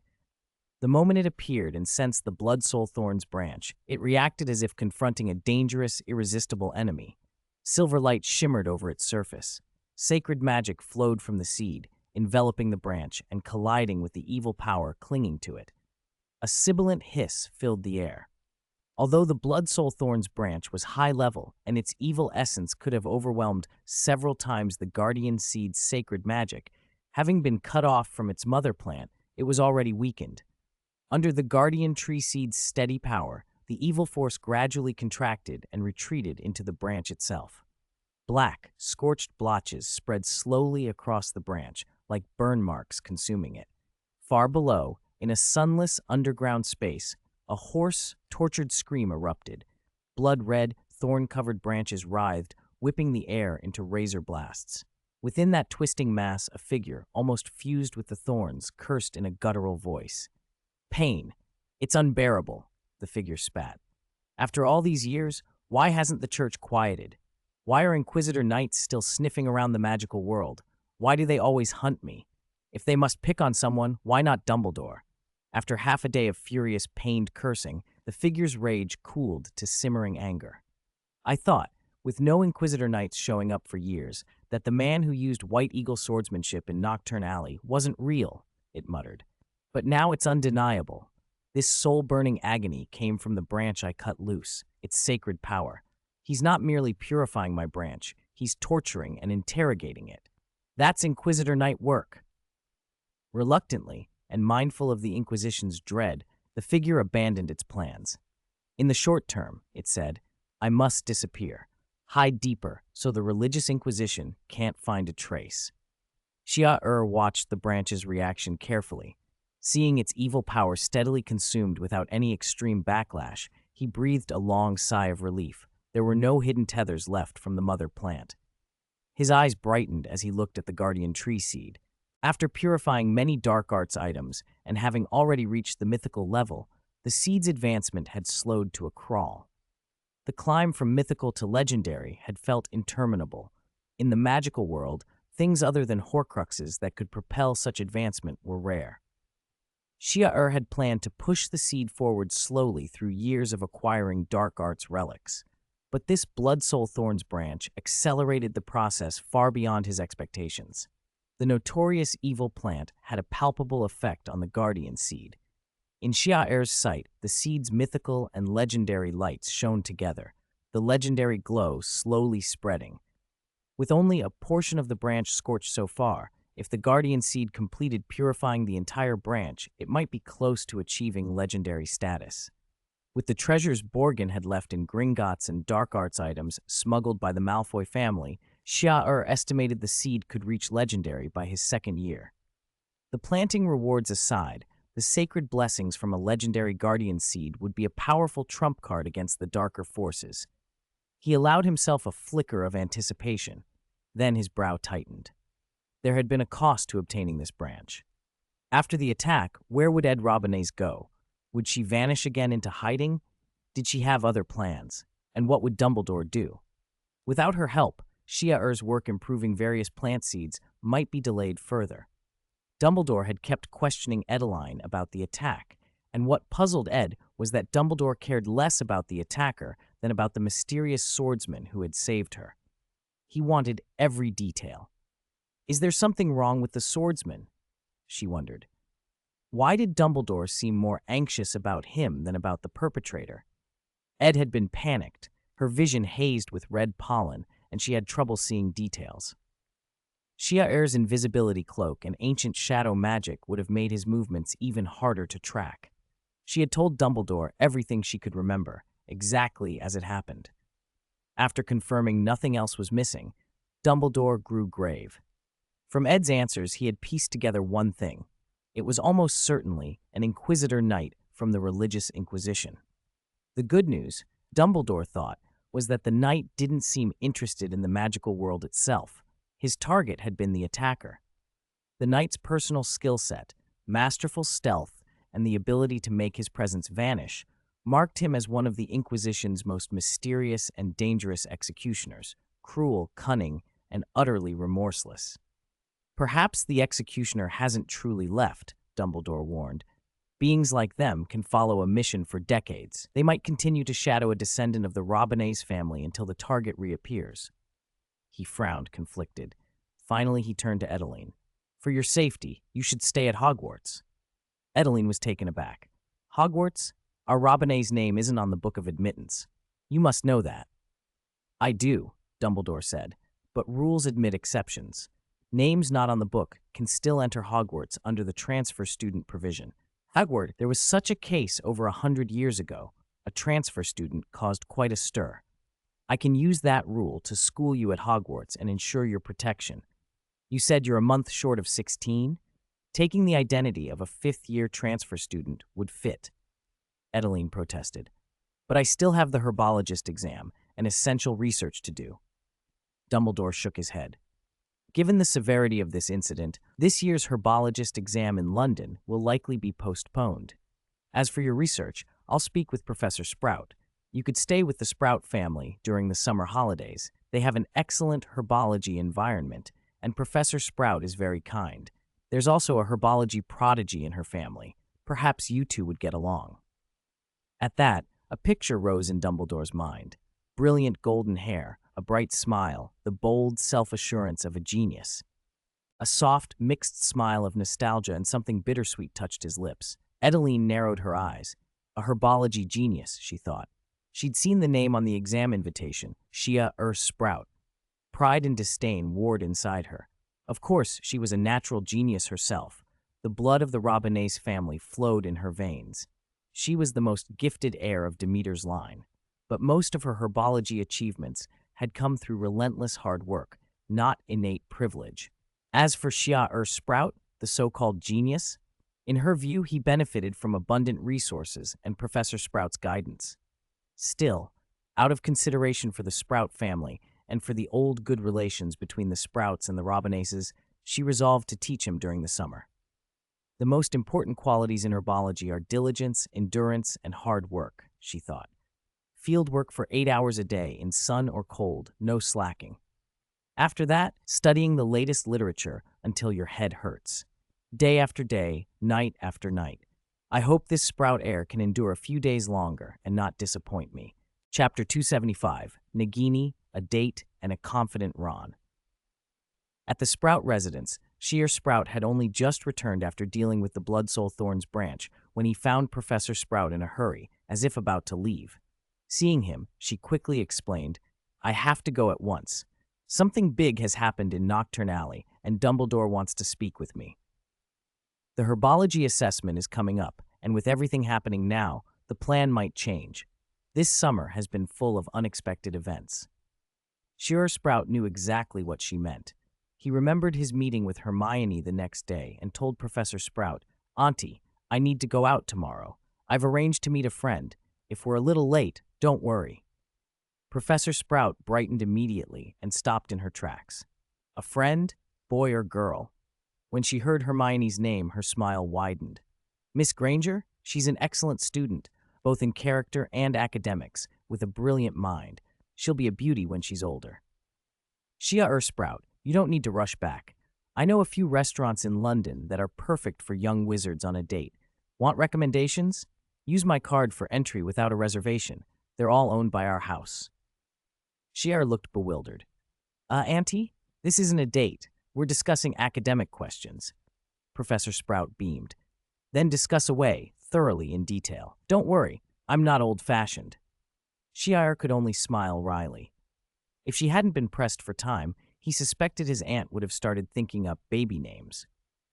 After an owl arrived with another urgent missive, Professor Sprout reluctantly left, and Ciel finally exhaled. His thoughts returned to the night's events. He had gained a lot. A Bloodsoul Thorns branch would push the Guardian Tree Seed significantly toward legendary level. But it had been luck and opportunism. If he hadn't made a scene that put the Bloodsoul Thorns on guard against Dumbledore, if he hadn't used Graniel's sword along with White Eagle swordsmanship so the plant mistook him for a knight of the Inquisition, he might now be running for his life instead of holding the branch. "I'm still not strong enough," he admitted to himself. "If I were, I wouldn't need to rely on circumstances. I would be the strongest force." His mind turned to planting progress and the divine joy flower. He needed to hurry. Encounters with ancient plants were becoming more common. He might run into Bloodsoul Thorns again. He couldn't always depend on scaring them off by luck. The book Ancient Herbology needed to be studied thoroughly. Maybe it held methods of restraint. Ciel opened the Ancient Herbology volume he had acquired from the Moza Club and began reading from the beginning. At the Weasley Burrow, Mr. Weasley rushed out, exhausted from overtime. Mrs. Weasley, angered at his late hours, glared. Again, working through the night, the ministry should pay more overtime, but she had no choice but to watch him go. Then Ron slipped into the room without a sound, nearly startling her. "Ron, it's late. Aren't you asleep? What are you doing?" A flicker of awkwardness crossed his face. Then he blurted, "I want to go to London tomorrow. It's almost Harry's birthday. He's my best friend, and I heard he's not doing well at his aunt and uncle's. This birthday is going to be terrible. I want to buy him a small gift. Can I go alone, Mum?" Mrs. Weasley softened, eyes misting as she thought of Harry's plight. That child, living under someone else's roof all these years. I don't know what Dumbledore's thinking. All right, but be back on time. She fumbled in her purse and produced 2 silver sickles. "This is for his gift. And if you want to buy something for yourself, do. Don't worry about us. Your dad will get a big overtime pay this month." Ron stared at the coins. An impulse swelled in him, but he forced himself to take them. He returned to his room, lay down with his eyes closed, and unconsciously rubbed a rough metal ring. A voice echoed in his mind. "Ron, you did very well. Now we have the funds for magic materials. Your magic will grow faster." At first, he had dreamed about a certain temple every night and gained power each time he neared it. After the terrible storm, the dream stopped and he felt bereft. Then Scabbers found a ring, and when Ron saw it, he felt an immediate, possessive pull. It fit his finger perfectly, and a faint voice in his mind called him the chosen boy. He was startled. His parents had taught him never to trust talking magical items, yet the ring, which called itself Nagini, slowly wormed its way into his trust. Nagini flattered him, dismissed Harry as merely lucky, and insisted Ron was the true chosen one.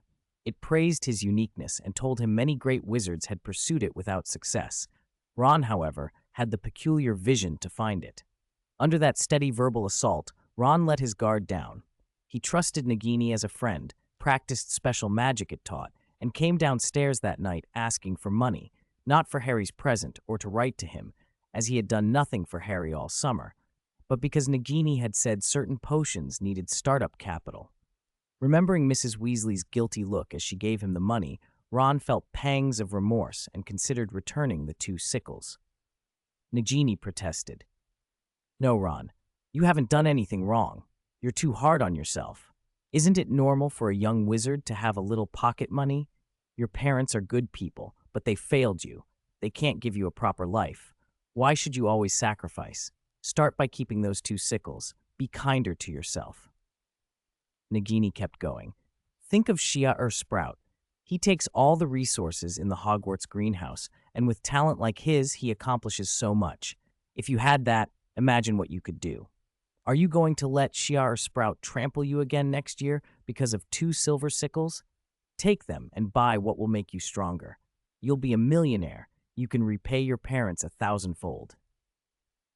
By the time Nagini stopped talking, Ron had been persuaded. He pocketed the coins, emotions flaring in his eyes, fists clenched. He didn't notice Scabbers watching him intently every time Nagini spoke. It was a sleepless night for Ciel Sprout. Ancient Herbology mentioned nothing about restraining the blood soul thorns, which made sense. If it were easy, heroes in the past wouldn't have died beneath it. Those ancient heroes had been at legendary levels. Even if they couldn't win, they could escape. That they were felled by the blood soul thorns proved how dangerous the plant was. Still, Ciel thought, any plant that grows on land should be affected by the magic of Demeter, goddess of abundance. Had the blood soul thorns sent a branch after Ed Robinise precisely because his bloodline tied to Demeter? If so, perhaps Demeter knew the plant's weakness. Next time he received a divine oracle, he could inquire, but that required language. He would need to learn a language for communicating with Demeter before the next oracle, otherwise it could take ages. He smiled at the thought. He wondered what discoveries Hermione would bring in magical linguistics. Ciel changed into Muggle clothes and headed to the square where he and Hermione had arranged to meet. Hermione, looking renewed and waiting early, waved excitedly as she saw him. Ciel realized why, in the original story, Hermione stunned everyone when she dressed up. She was like that now. Seeing his surprise, Hermione smiled. "There's a great dessert shop near here. Shall we talk there? I can't wait to tell you what I've discovered." They walked into a pastry shop together. Across the street, behind a telephone booth, Ron peered out and froze. He had meant to follow Nagini's advice and visit a magic shop outside Diagon Alley for supplies, but he never expected to see Ciel Sprout and Hermione together, and Hermione dressed up, radiant. For a moment, a storm of feeling rose in Ron. He slipped into an alley beside the shop, eyes strange. After the temple's gift and Nagini's training, he told himself he wasn't the same boy anymore. He remembered being easily knocked down by Ciel during the Forbidden Forest trial and felt bitter. This time, he thought, someone else has to fall. 276, 50-50, Animagus, so powerful. Chapter 276, a tie. Animagus, terrifyingly strong. Ron's eyes gleamed with disgust. He had disliked Ciel from the start, and a whole year of events hadn't changed that feeling. Even knowing he had misjudged Ciel at first didn't erase his ill will. He wanted, more than anything, to pull out his wand and knock Ciel flat. But young wizards aren't allowed to cast spells freely outside school, he told himself. Let alone attack classmates. If Hogwarts found out, I'd be expelled. And if I hurt Ciel, I don't want my family paying his medical bills. As Ron frowned, Nagini's voice slipped into his mind again, offering an idea. Ron, Nagini hissed, didn't you see the Daily Prophet this morning? Dark wizards have been running rampant. Last night there was a big incident in Nocturne Alley, and many dark wizards escaped. You could disguise yourself as a fugitive dark wizard and attack the two of them. It would look perfectly reasonable. No one would blame you. And don't worry about the Ministry detecting underage magic. I can block that for you temporarily. After that, do whatever you like. At those words, Ron's eyes lit up. He pictured Ciel trampled under his heel, but he hesitated at the idea of impersonating a dark wizard. In every lesson he'd been taught, dark wizards were monsters. The thought of pretending to be one made his stomach turn. Dark wizards are all bad people, he muttered. Do I have to pretend to be one of them? He asked Nagini bluntly in his head. Are you a dark wizard? Like the ones in the Daily Prophet, the ones being hunted? Nagini's reply was sharp and offended. Me? Put me in the same category as those scaredy cats in the papers? That's an insult. Those dark wizards tremble at the thought of me. My name makes them shiver. Relieved, Ron breathed out. Good, so you're not one of them. But Nagini's claim that other dark wizards would tremble at her name sparked something else in him. He suddenly became excited. Then you must be an incredibly powerful wizard, like Dumbledore? Nagini, who's stronger, you or Dumbledore? Nagini was silent for a moment, then answered with conviction. Dumbledore, I'm on par with him. In many spells, I'm stronger. Ron's heart raced. So the one guiding me is a wizard comparable to Dumbledore? Yes, Ron, Nagini assured him. That's why I said you're the most special young wizard. You're the chosen child. Once that settled in his mind, Ron dropped his objections. He slipped into the alley beside the sweet shop, used transfiguration to conjure a black hooded robe, and waited in the shadows for Ciel and Hermione to come out. Inside the sweet shop, Hermione led Ciel to a seat and, after ordering a few desserts, leaned in, voice lowered with excitement. Did you see the Daily Prophet this morning? It said there are many fugitive dark wizards and even rewards for information. With everything going on, the Forbidden Forest incident, the Dark Wizard riot, the magical world is in an uproar. It's a relief we're meeting in the Muggle world. We don't need to worry about all that. Ciel smiled and asked, By the way, Hermione, you mentioned a big discovery in magical linguistics. What was that? You've been keeping me in suspense. Hermione beamed, proud and delighted. A discovery like that should be kept secret at first. Do you think I'd blurt it out the moment someone asks? Her expression was smug in the very way Ciel had come to expect from Miss Know-It-All.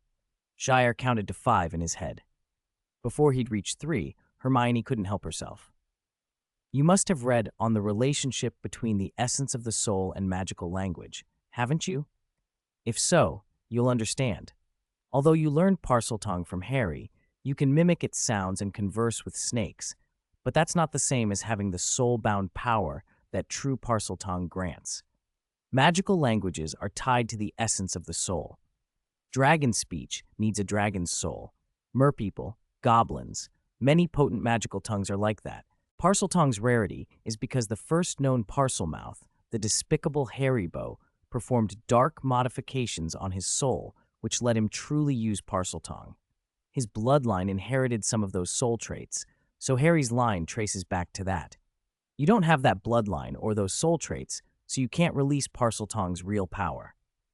Hearing Hermione, Ciel realized why his use of Parseltongue had felt limited. He lacked certain soul characteristics that let someone truly wield those languages. The thought made his heart sink. If magical languages are so tied to the soul, then unless he happened to find a magical language that matched his soul, mastering one would be nearly impossible. Communicating with Demeter during the next oracle would be even harder. Changing the soul was hardly a casual matter. Hermione watched him and, with a cunning smile, seemed to read his thoughts. "You're thinking changing one's soul is too hard," she said. "Isn't that right?" Ciel looked at her, skeptical. "You don't mean you have a way? Magic that alters the essence of the soul? That's not something first years find. Even the restricted section wouldn't have much on that." Hermione's smile widened. "That's why I called it a great discovery. I doubt anyone's thought of this before. Magical linguistics could enter a whole new phase." After enjoying the look of curiosity on Ciel's face for a moment, she revealed the idea. Animagus transfiguration. Ciel's eyebrows shot up. Animagus? Yes. The transfiguration Professor McGonagall demonstrated when she became a cat in her first class. I've studied a lot of papers, and I'm convinced animagus transfiguration can temporarily change a person's soul essence. Ciel's surprise deepened. If Hermione hadn't said it, he never would have guessed. Using animagus to temporarily alter one's soul, it was inventive and, plausibly, feasible. He thought of Sirius's escape from Azkaban in the original story. Most Death Eater's souls were twisted. Dementors found them unpalatable. Sirius, whose soul was not corrupted, had stronger memories and feelings and should have been more affected. Yet he managed to get past Dementors, in part because he was an animagus. That story suggested animagus transfiguration could indeed change how a soul registered with dark creatures like Dementors. And since James, Sirius, and Peter learned animagus at Hogwarts to help Remus, it showed the feat was difficult but attainable. Compared to other soul-altering methods, animagus was less difficult and more stable. Zaire's eyes lit. He praised Hermione without restraint. "Hermione Granger, Gryffindor's Miss Know-It-All. If you ask me, you're one of the smartest students Hogwarts has ever produced. Amazing. Truly amazing." Hermione blushed. "It wasn't entirely my idea. I just put pieces together from what I read." Ciel shook his head. "To come up with a new method just from reading literature, that's genius, not exaggeration." He remembered, wistfully, that Hermione would one day become Minister for Magic in the original timeline, though he felt her brilliant mind might be better suited to academia than politics. Hermione's cheeks reddened further, and she shyly lowered her eyes. If her Gryffindor classmates could see her now, they'd be stunned. Miss Know-It-All looked timid and bashful for once. Unbeknownst to them, Ron stood on a crate in the alley and watched through the sweet shop's back window. Seeing Hermione's flushed face and the easy closeness between her and Shire lit a fire inside him. It felt like something that had been his had been stolen. His teeth ground together. Dark thoughts flashed through his head. He settled on one. Today, he would win. He would knock Shire to the ground in front of Hermione to prove a point. Inside the shop, the discussion kept going. After Shire's praise, he regretted one limitation. It's a pity animagus doesn't let you choose the animal, and worse, it can't turn you into a magical creature.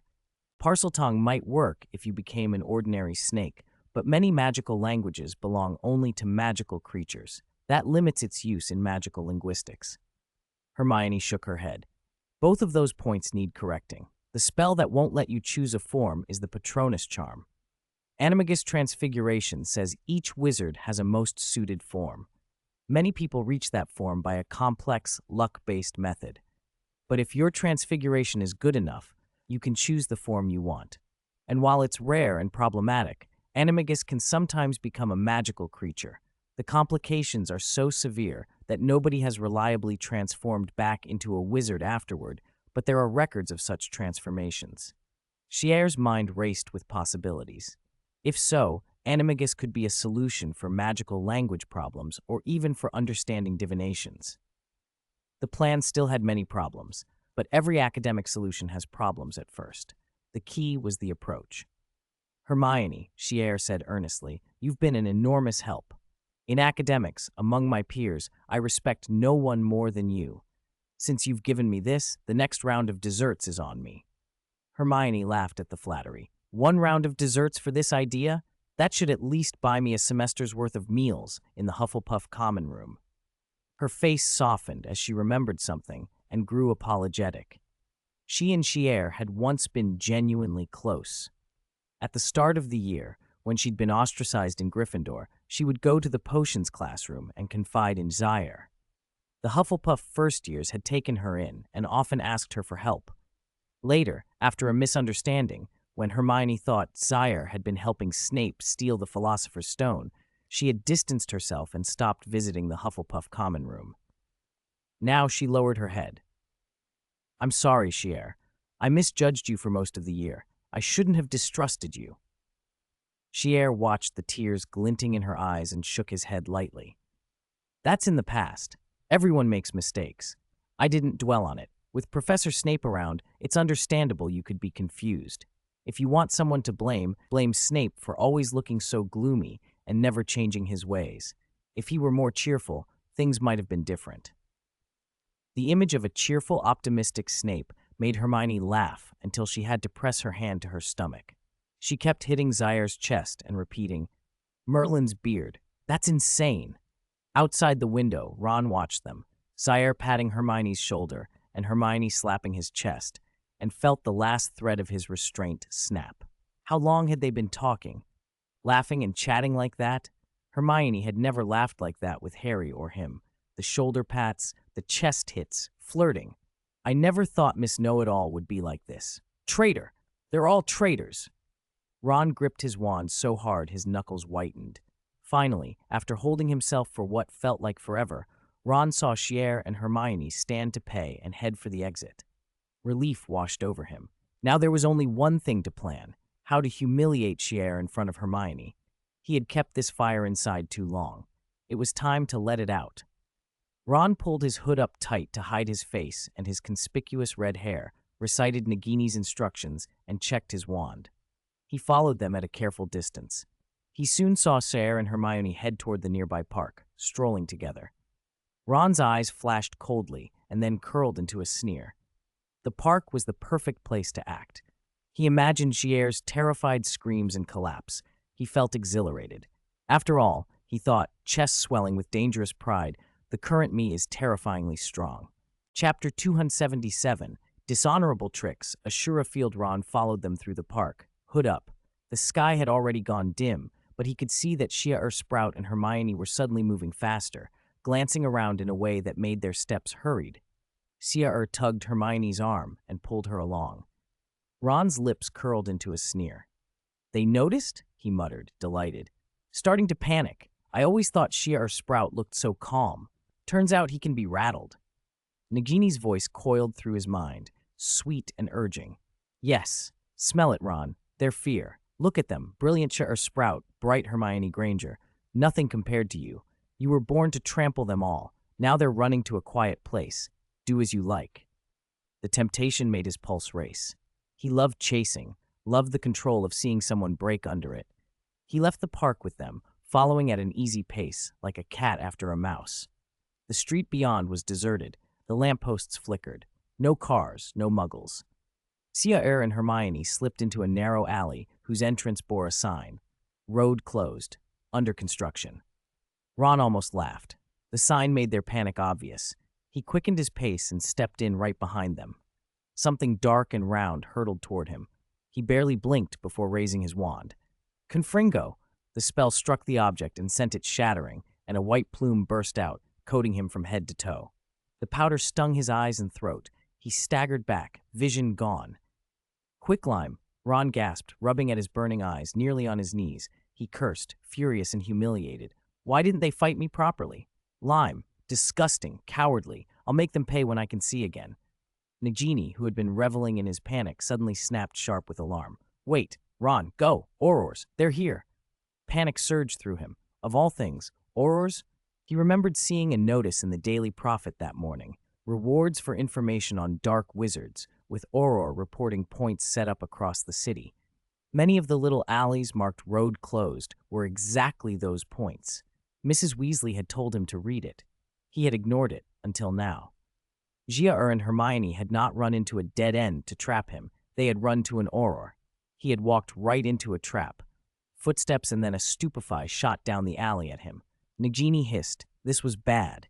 If captured, he'd be finished, expelled, maybe Azkaban. He could feel the cold sink in his stomach. He had to get out. "Relax," Nagini rasped in his mind. "Let me take you." He felt an invisible tug at his arm and wand. Even with his eyes burning, he sensed the magic with a cruel clarity. He flicked his wand, and the stupefy rebounded, faster than it had come, stunning the Auror who fired it. The stun must have tripped an alarm. The alley filled with the loud snaps of apparition. Nagini's voice jittered. If he had been at full strength, this wouldn't have bothered him. When she had controlled Quirrell, even a swarm of Aurors was nothing. But now his power was reduced. 3 or 4 Aurors he might handle, more and it was Azkaban. He tore them away, apparating without looking back. Even as they vanished, he knew they wouldn't shake the Aurors easily. He swore in his mind at Shia Sprout. When Hogwarts reopens, when the Chamber of Secrets is revealed, you're the one I'll go after first. Back in the alley, Shia Sprout watched the receding form with a chill. His mind's eye throbbed. He felt an uncanny, familiar darkness hiding in that figure. Voldemort, he thought. And when the figure had fled, a flash of red-mopped hair had shone under the hood. Ron Weasley. Is he tied to Voldemort? Apparition snapped again nearby and a voice called, "Are you both all right?" Shia looked up to see Tonks. She stared first with surprised relief, then her gaze fell on Hermione, still clutching Shia arm. Tonks's expression shifted, and she sounded teasing in a way that hadn't been there a moment before. "Are you two on a date?" Hermione, still shaken from the ambush and sprayed with lime, felt a prickle of unease. Her eyes darted between Tonks and Gia. Something didn't fit.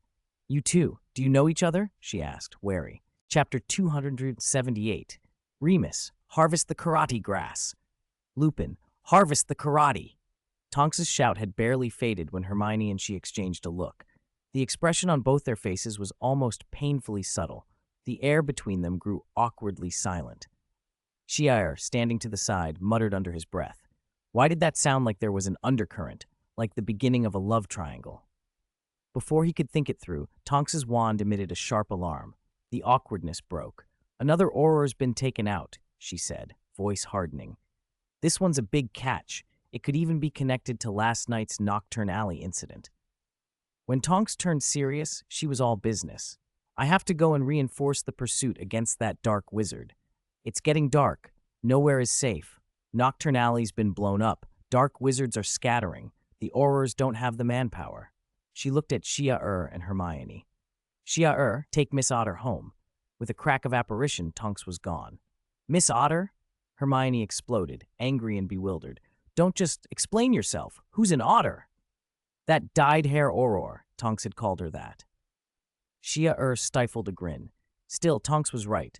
London was chaotic. Sending Hermione off alone would be foolish. But how?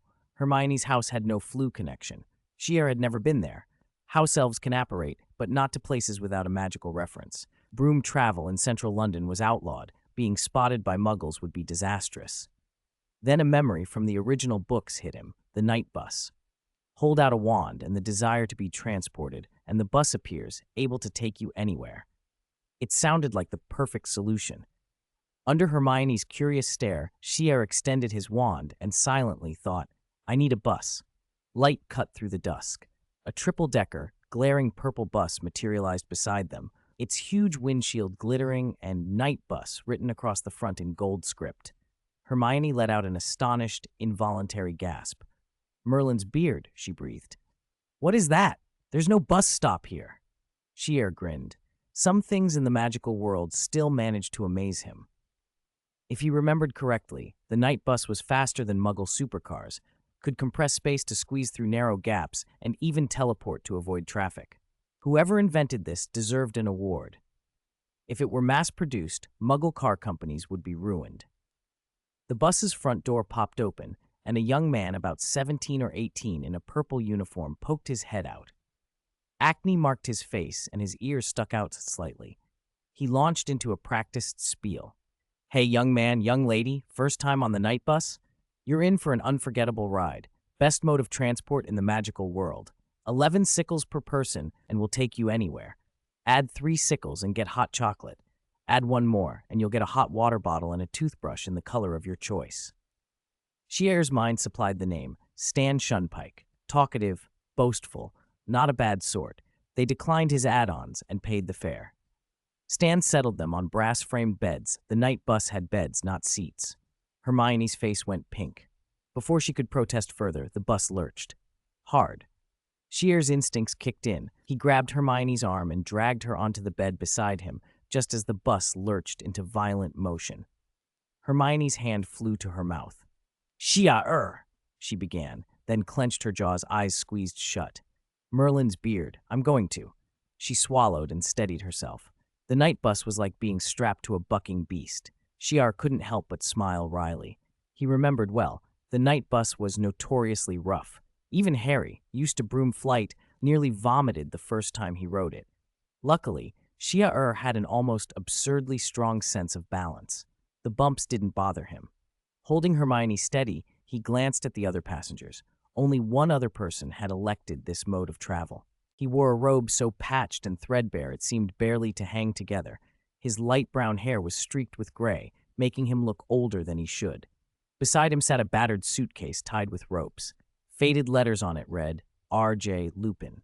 Ciel froze. Remus Lupin. The man looked up, weary and guarded, then softened when he saw Ciel's apologetic face. Sorry, Ciel said, embarrassed at staring. It's my first time on the night bus. I was just curious about the other passengers. Lupin's expression thawed. A gentle smile touched his face. I would have been curious too once. Must be a pauper who wants to travel far for little money and who'd like a bed to sleep instead of a seat. Preferably someone who can save 2 meals because of the way this thing rides. He gave a rueful laugh. I am Remus Lupin. Ciel introduced himself. I'm Ciel Sprout, a Hufflepuff. This is Hermione Granger from Gryffindor. Lupin cut him off, suddenly animated. Sprout? You're a Sprout? I'm afraid I have some bad news. I heard Robin, Alice, and their newborn were killed in Dolahov's attack. Ciel explained briefly that he'd been stranded in the Muggle world and only found his way back to the magical community a year ago. Lupin's face lit up like he'd been given good news. He rummaged in his pocket and produced a small handful of plain chocolates. Want some? They'll help with motion sickness. Ciel's eyes brightened. He remembered Lupin's chocolates from the stories he'd read. They'd made an impression. He accepted one gratefully. It was ordinary but sweet, and he ate it quickly. Lupin's fatigued features eased. You know my parents? Ciel asked. Lupin looked nostalgic. Your father was a beater, your mother a chaser. They made my life difficult on the Quidditch pitch, in the best way. I had a friendship with them. After an episode, they once brought me to the Hufflepuff common room as a guest. I remember the best pot of tea I ever had. When you were born, they invited me to a party. I couldn't go, and later I heard the awful news. But you're alive. That's wonderful. Professor Sprout must be overjoyed.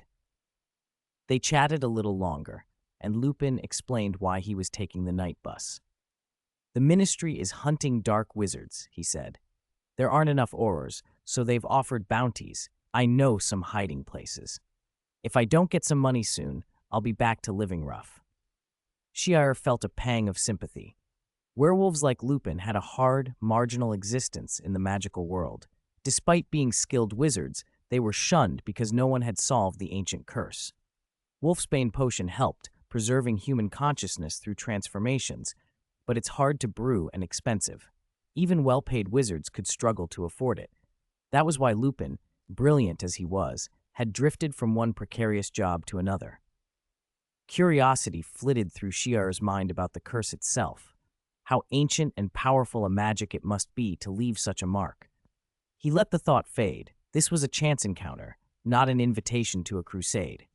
He wouldn't drag Lupin into his schemes, nor did he want Dumbledore's circle to start asking questions about poaching members of the Order.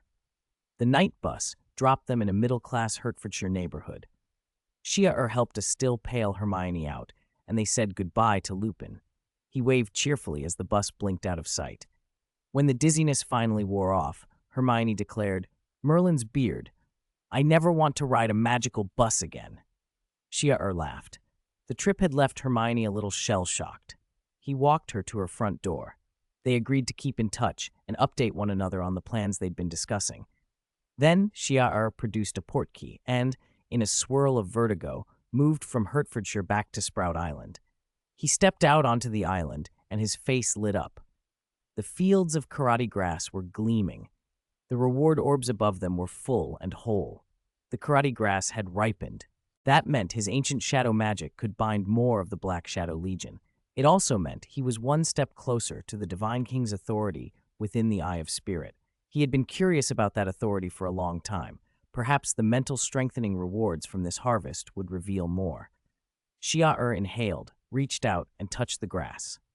Immediately, a surge of bronze reward orbs flowed toward him. Karate Grass, Harvest! Chapter 279, Mental Fortification, Stripping of Divine Authority. One bronze-level reward sphere after another poured into Char, and his system panel refreshed in a steady cascade of information. You have cultivated Karatai grass to maturity. You have received the reward, Mental Fortification, bronze level. A cool current flowed into his mind, and Char felt as if his spirit were plunged into mountain spring water. Clarity and sharpness washed over him. The mental eye at the center of his brow seemed to expand, its presence growing heavier and more real. For a moment, he almost thought a crack had opened in his forehead, and a true eye had formed there. When he hesitantly touched his brow, however, his skin was smooth and plain. It must be an illusion caused by the sudden growth of mental power, he told himself. Like when physical training spikes and you feel invincible. Same idea. He drew a slow breath, closed his eyes, and activated occlumency. The itching and pressure around his brow intensified, then slowly ebbed as he endured it. Time blurred. Eventually, the last reward sphere vanished into him. The swelling and itch eased. Char opened his eyes and felt a flicker of surprise. The world, has it changed? He watched the shoreline as the sea breeze brushed past and realized he could see the wind's trace. Wildflowers on the ridge seemed more vivid. Everything moved slower and with greater clarity. It's not my eyesight. It's not reflexes. It's my thinking. His thought processes felt faster, able to parse far more information in the same span of time. Details a mind normally filters out, the wind's speed and humidity, a flower's texture, now arrived simultaneously and yet did not overload him. It was as if he had been running the world in a single-threaded CPU and it had just been upgraded to multiple cores. The world felt richer and more fluid. He adapted quickly, savoring the advantages: quicker learning, more thorough analysis in complex situations, greater ability to detect subtle cues that might indicate an ambush. This, he realized, was a side effect of mental fortification, but the ability itself promised even more. Char looked at the system panel. A new line flashed. Mental Fortification, Diamond Grade. Diamond light pulsed in the display, and Char almost laughed at his luck. The karate grass had only yielded bronze-level reward spheres. Ordinarily, the effects of bronze rewards on higher-grade abilities would be minimal. He had expected, at best, an advancement to platinum. To jump straight to diamond was unexpected. Maybe my talent for mental abilities is good, he thought. Maybe I've always trained my will, or living 2 lives helped. Whatever the reason, this is excellent. With mental fortification at diamond, he would no longer suffer splitting headaches or near fainting when draining his mental energy. His efficiency in improving Severus potion transformation and other advanced magic would soar. Mental exhaustion would no longer be such a limiting factor.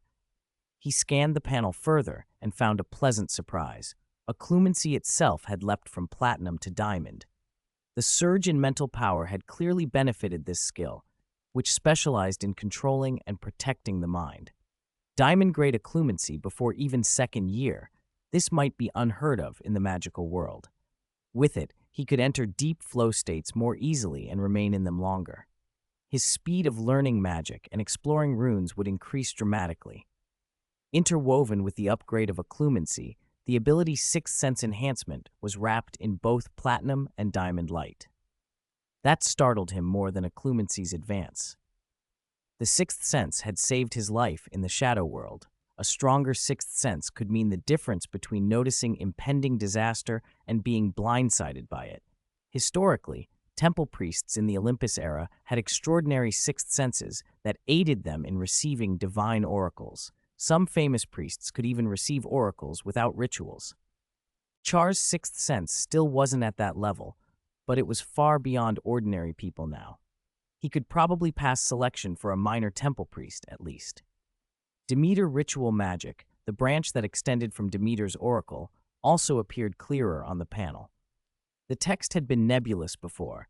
Now it had solidified considerably and hinted that the next oracle might arrive sooner than he expected. Then Char's mind shifted to the most critical matter, the authority of the Divine King.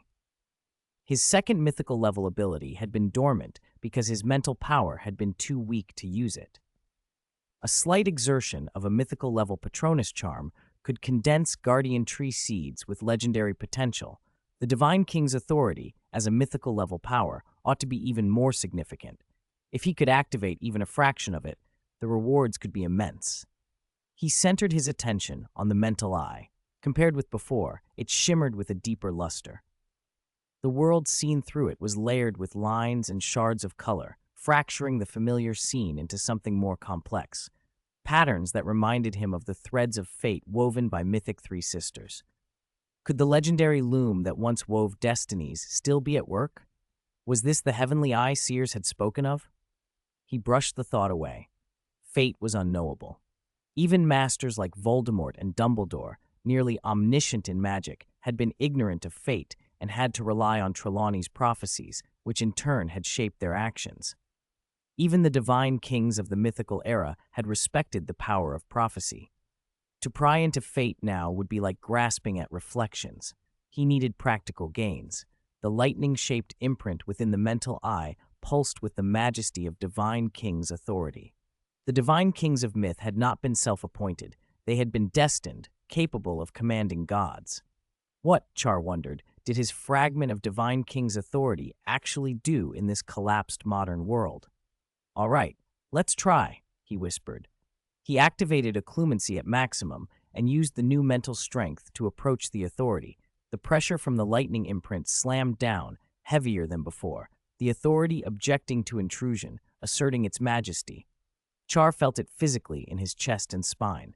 He took one step forward, the burden pressed down but was bearable. Much less than before, he thought. Before, one step nearly stopped me. Now, I can still move. He cleared his mind, prepared for the next surge, and pushed another step. The pressure multiplied several times. He braced himself and took a third step. The weight intensified again, pushing him toward the edge of his endurance. Still, he kept going. On the system panel, a blurred line of additional text extended beneath the mythical ability Divine King's authority. Char squinted. Though the words were indistinct, he understood the interface was reacting. 7 steps, the panel announced. "I've already taken 7, he told himself, teeth clenched. Each pace felt like climbing a mountain. His mental world sagged under the load. He judged he could barely hold on for an 8th step. The thought of taking another step formed in his mind, and his 6th sense screamed. The warning was black and absolute, far stronger than any premonition he'd felt in the shadow world. A dense shadow of death wrapped around him. One more step, it said. Death. Not just defeat, not a near miss. Death, inevitable and absolute. Even if his legendary life ascended twice more, survival would be impossible. He staggered inwardly. Why would there be such an intense danger approaching the Divine King's authority? Doubt flickered, then he withdrew without hesitation. He pulled back from the authority and, for caution, cloaked himself with invisibility. Almost immediately, the crushing premonition began to fade. A long time later, he peered out of the cloak, breath trembling, sweat cooling on his back.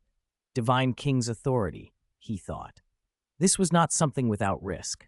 Even in myth, succession of the Divine King had been a life-or-death struggle between old and new. Uranus had devoured his children to prevent successors.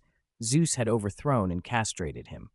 To touch the Divine King's authority would invite unimaginable peril. "The magical world is deeper than I imagined," Char murmured. "Beyond Nicholas Flamel, there might be dormant mythical things. Blood soul thorns, old remnants. This isn't for me yet." He warned himself sternly. Do not probe Olympus-era secrets further. The more he knew, the more trouble would come. Mythical level abilities and items, the world tree, Vulcan seeds, were beyond his right now. The Patronus charm that condensed the world tree and the Divine King's authority were not toys to be used casually. One mistake could bring disaster that far outweighed any benefit. Keep a low profile. Build a foundation while Dumbledore and the magical world still hold some peace. Only when multiple abilities reach legendary level or ascend again should I risk mythical things. For now, develop quietly. The decision lightened him. The edge of dread dulled considerably. He could at least study what had flowed from the authority. He turned to the system panel and finally had time to read the line of text that had become more legible beneath Divine King's authority. Divine Authority sees? Chapter 280, Foresight Grass, Fragments of Fate, the Fated Less One. Divine Authority Deprivation. Sharp Sprout stared at the line of text on the system panel. His eyes flashed. Could this be one of the attributes of the God King authority, the ability to seize other gods' powers? If so, it made sense why the God King authority could elevate someone to King of the Gods, capable of commanding all divine beings. The characters before him were only partly legible, though. One more step.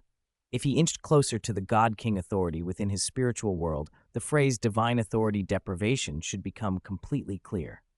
Sharp Sprout's heart tightened. He thought hard.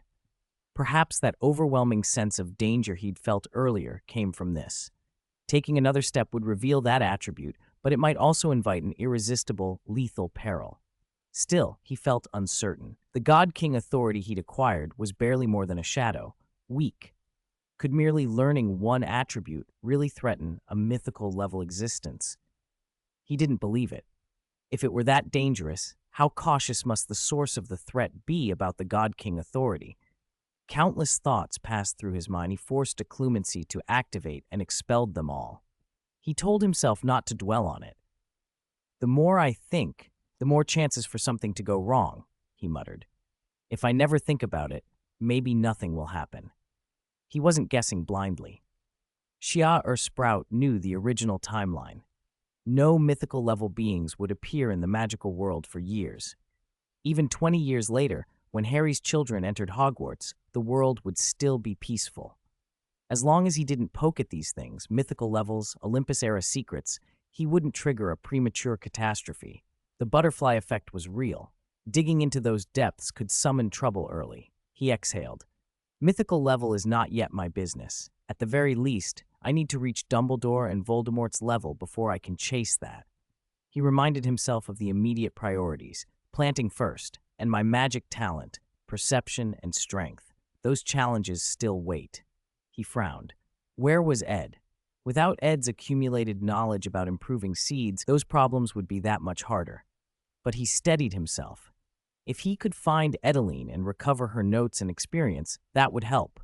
If not, he would tackle the work anyway, even if it took years and many detours. With his mind settled, he hurried back to Sprout Manor. A sudden crack of apparition announced Professor Sprout's arrival at the manor entrance. Beside her stood a thin, pale girl holding a worn, faded suitcase. Professor Sprout smiled gently.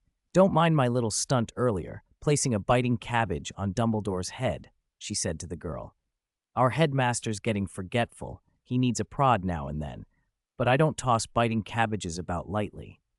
She turned to the newcomer.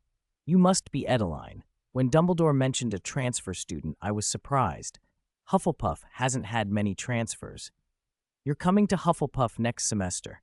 You'll fit right in. Come with me. There are plenty of rooms here. Make yourself at home." Professor Sprout's expression toward the pale girl was full of kindness and sympathy. Dumbledore had told her the girl had been displaced since childhood, cut off almost entirely from the magical world until recently. The thought of Sharp Sprout's own early years among Muggles made her even more compassionate. She led Edeline to a room and handed over a key. "This will be your room for now," she said. "There's another child here, a few years younger than you, Sharp Sprout. He'll start his second year at Hogwarts soon. He's out at the moment, but you'll probably meet him at dinner." Then she left them to settle in. Alone in the small room, Edeline inspected everything cautiously, cast a protective charm on the door, and finally sat on the bed with a long breath. The past few days felt like a dream, attacked, saved by a swordsman who'd unnerved even Dumbledore, then accepted by Dumbledore as a fifth-year transfer and temporarily placed with the Sprouts. Her original plan, to sit the Herbology Association assessment and announce the Robinsay family's return, had been upended by the attack. Her schedule lay in disarray, but there was a silver lining. At Hogwarts, under Dumbledore's watch, she'd be safe. The resources and library there would greatly aid her herbology work. With time, She could make strides in cultivating ancient plants. When she announced the Robinsay family's return, it would be even more explosive. Professor Sprout had been gentle. For someone displaced and hardened by life in Nocturne Alley, that kindness and a comfortable roof felt like luxury. But Edeline kept her guard up. She'd seen kind wizards before, who turned out ill-intentioned. She had once nearly been sold to the black market as experimental material. Only a sudden magic outburst saved her. That same outburst activated the Robinsay bloodline, an inheritance claimed to come from Demeter, the Olympus-era goddess of abundance. From then on, a seed passed down for generations finally reacted. She reached into her bosom and carefully took out a seed with a tender sprout, a translucent, bulb-like thing that even a herbology master might not immediately recognize. "Foresight grass," she whispered. An ancient plant brought back by the Robinsay ancestors from the First World Tree Expedition. Even in the Olympus era, it was precious. Legend says it contains fate magic. Eating a mature foresight grass grants seer aptitude. Even the Titan giants treated such seers with courtesy. The first time her bloodline linked to the seed, she had seen strange visions, fragments of the future. She saw herself on a high platform, crowned herbology master, restoring the Robinsay name and washing away a millennium of shame. Those visions had driven her to escape an anonymous, wandering life. She had learned more uses for the seed since. Though it was far from mature, by touching it with her bloodline, she could borrow its power and glimpse fragments of fate about herself. Many of her charms and magical breakthroughs had followed guidance from the foresight grass. It had warned her of danger and kept ill-intentioned wizards at bay. She would be staying with the sprouts a while. For safety, she would check the near future with the seed. Edeline rolled up her sleeve, made a small cut on her wrist, and let a drop of blood fall on the crystal-like seed. Her already pale face paled further. The seed shimmered and visions formed on its surface. Scenes of Professor Sprout buying robes for her, helping with essays, discussing herbology. In one particularly clear image, Edeline stood on a podium to receive the herbology master title, while Professor Sprout stood below, applauding. Relief flooded her. Professor Sprout is trustworthy, Edeline thought. She's not one of those hypocrites who would steal my research. When the time comes, I can tell her I'm Robinsay. She won't betray the old ties between our families. Outside, movement caught her eye. Through the window, she watched Professor Sprout walking out to greet someone. Ciel Sprout appeared, looking both embarrassed and exasperated. "Auntie," he said, "you don't have to come out to meet me every time." Professor Sprout beamed. "I like it. It makes the house feel like home." Then, teasing, she asked about a date. "You're later than I thought. Things with Miss Granger must have gone well, yes? How far did it go? Holding hands? Kissing?" Ciel Sprout's eyes widened. "Auntie, we haven't even started our second year." Professor Sprout pouted. "So what? Hogwarts doesn't forbid early relationships. I've studied Hogwarts rules. If Minerva objects, I'll do her homework for her. I've got Catnip and Silvervine. When she turns into a cat, she'll agree to whatever I ask." Ciel Sprout swallowed. He had no doubt his aunt would make good on it. If anyone dared to interfere with his affairs, Dumbledore included, Professor Sprout wouldn't hesitate to place a biting cabbage on them. He mumbled a few responses, then changed the subject. "Auntie, I'm hungry. Is it time for dinner?" Professor Sprout laughed. "Of course. A good relationship needs a strong body. Dinner's ready, and I have a new friend I want you to meet."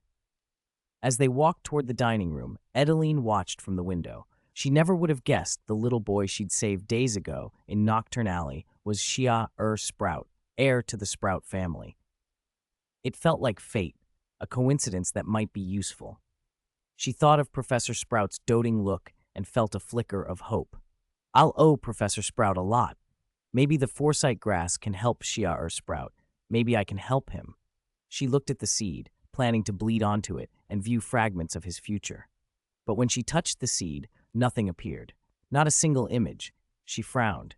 That had never happened so abruptly before. She bled again, fresher blood this time, letting it drip onto the seed. She concentrated, searching for glimpses of Ciel Sprout among the usual shimmering fragments. Again, nothing. Edeline's face drained of color. The images didn't shift, didn't reveal a single thread. She whispered, scarcely believing it. "Ciel Sprout, He has no fate?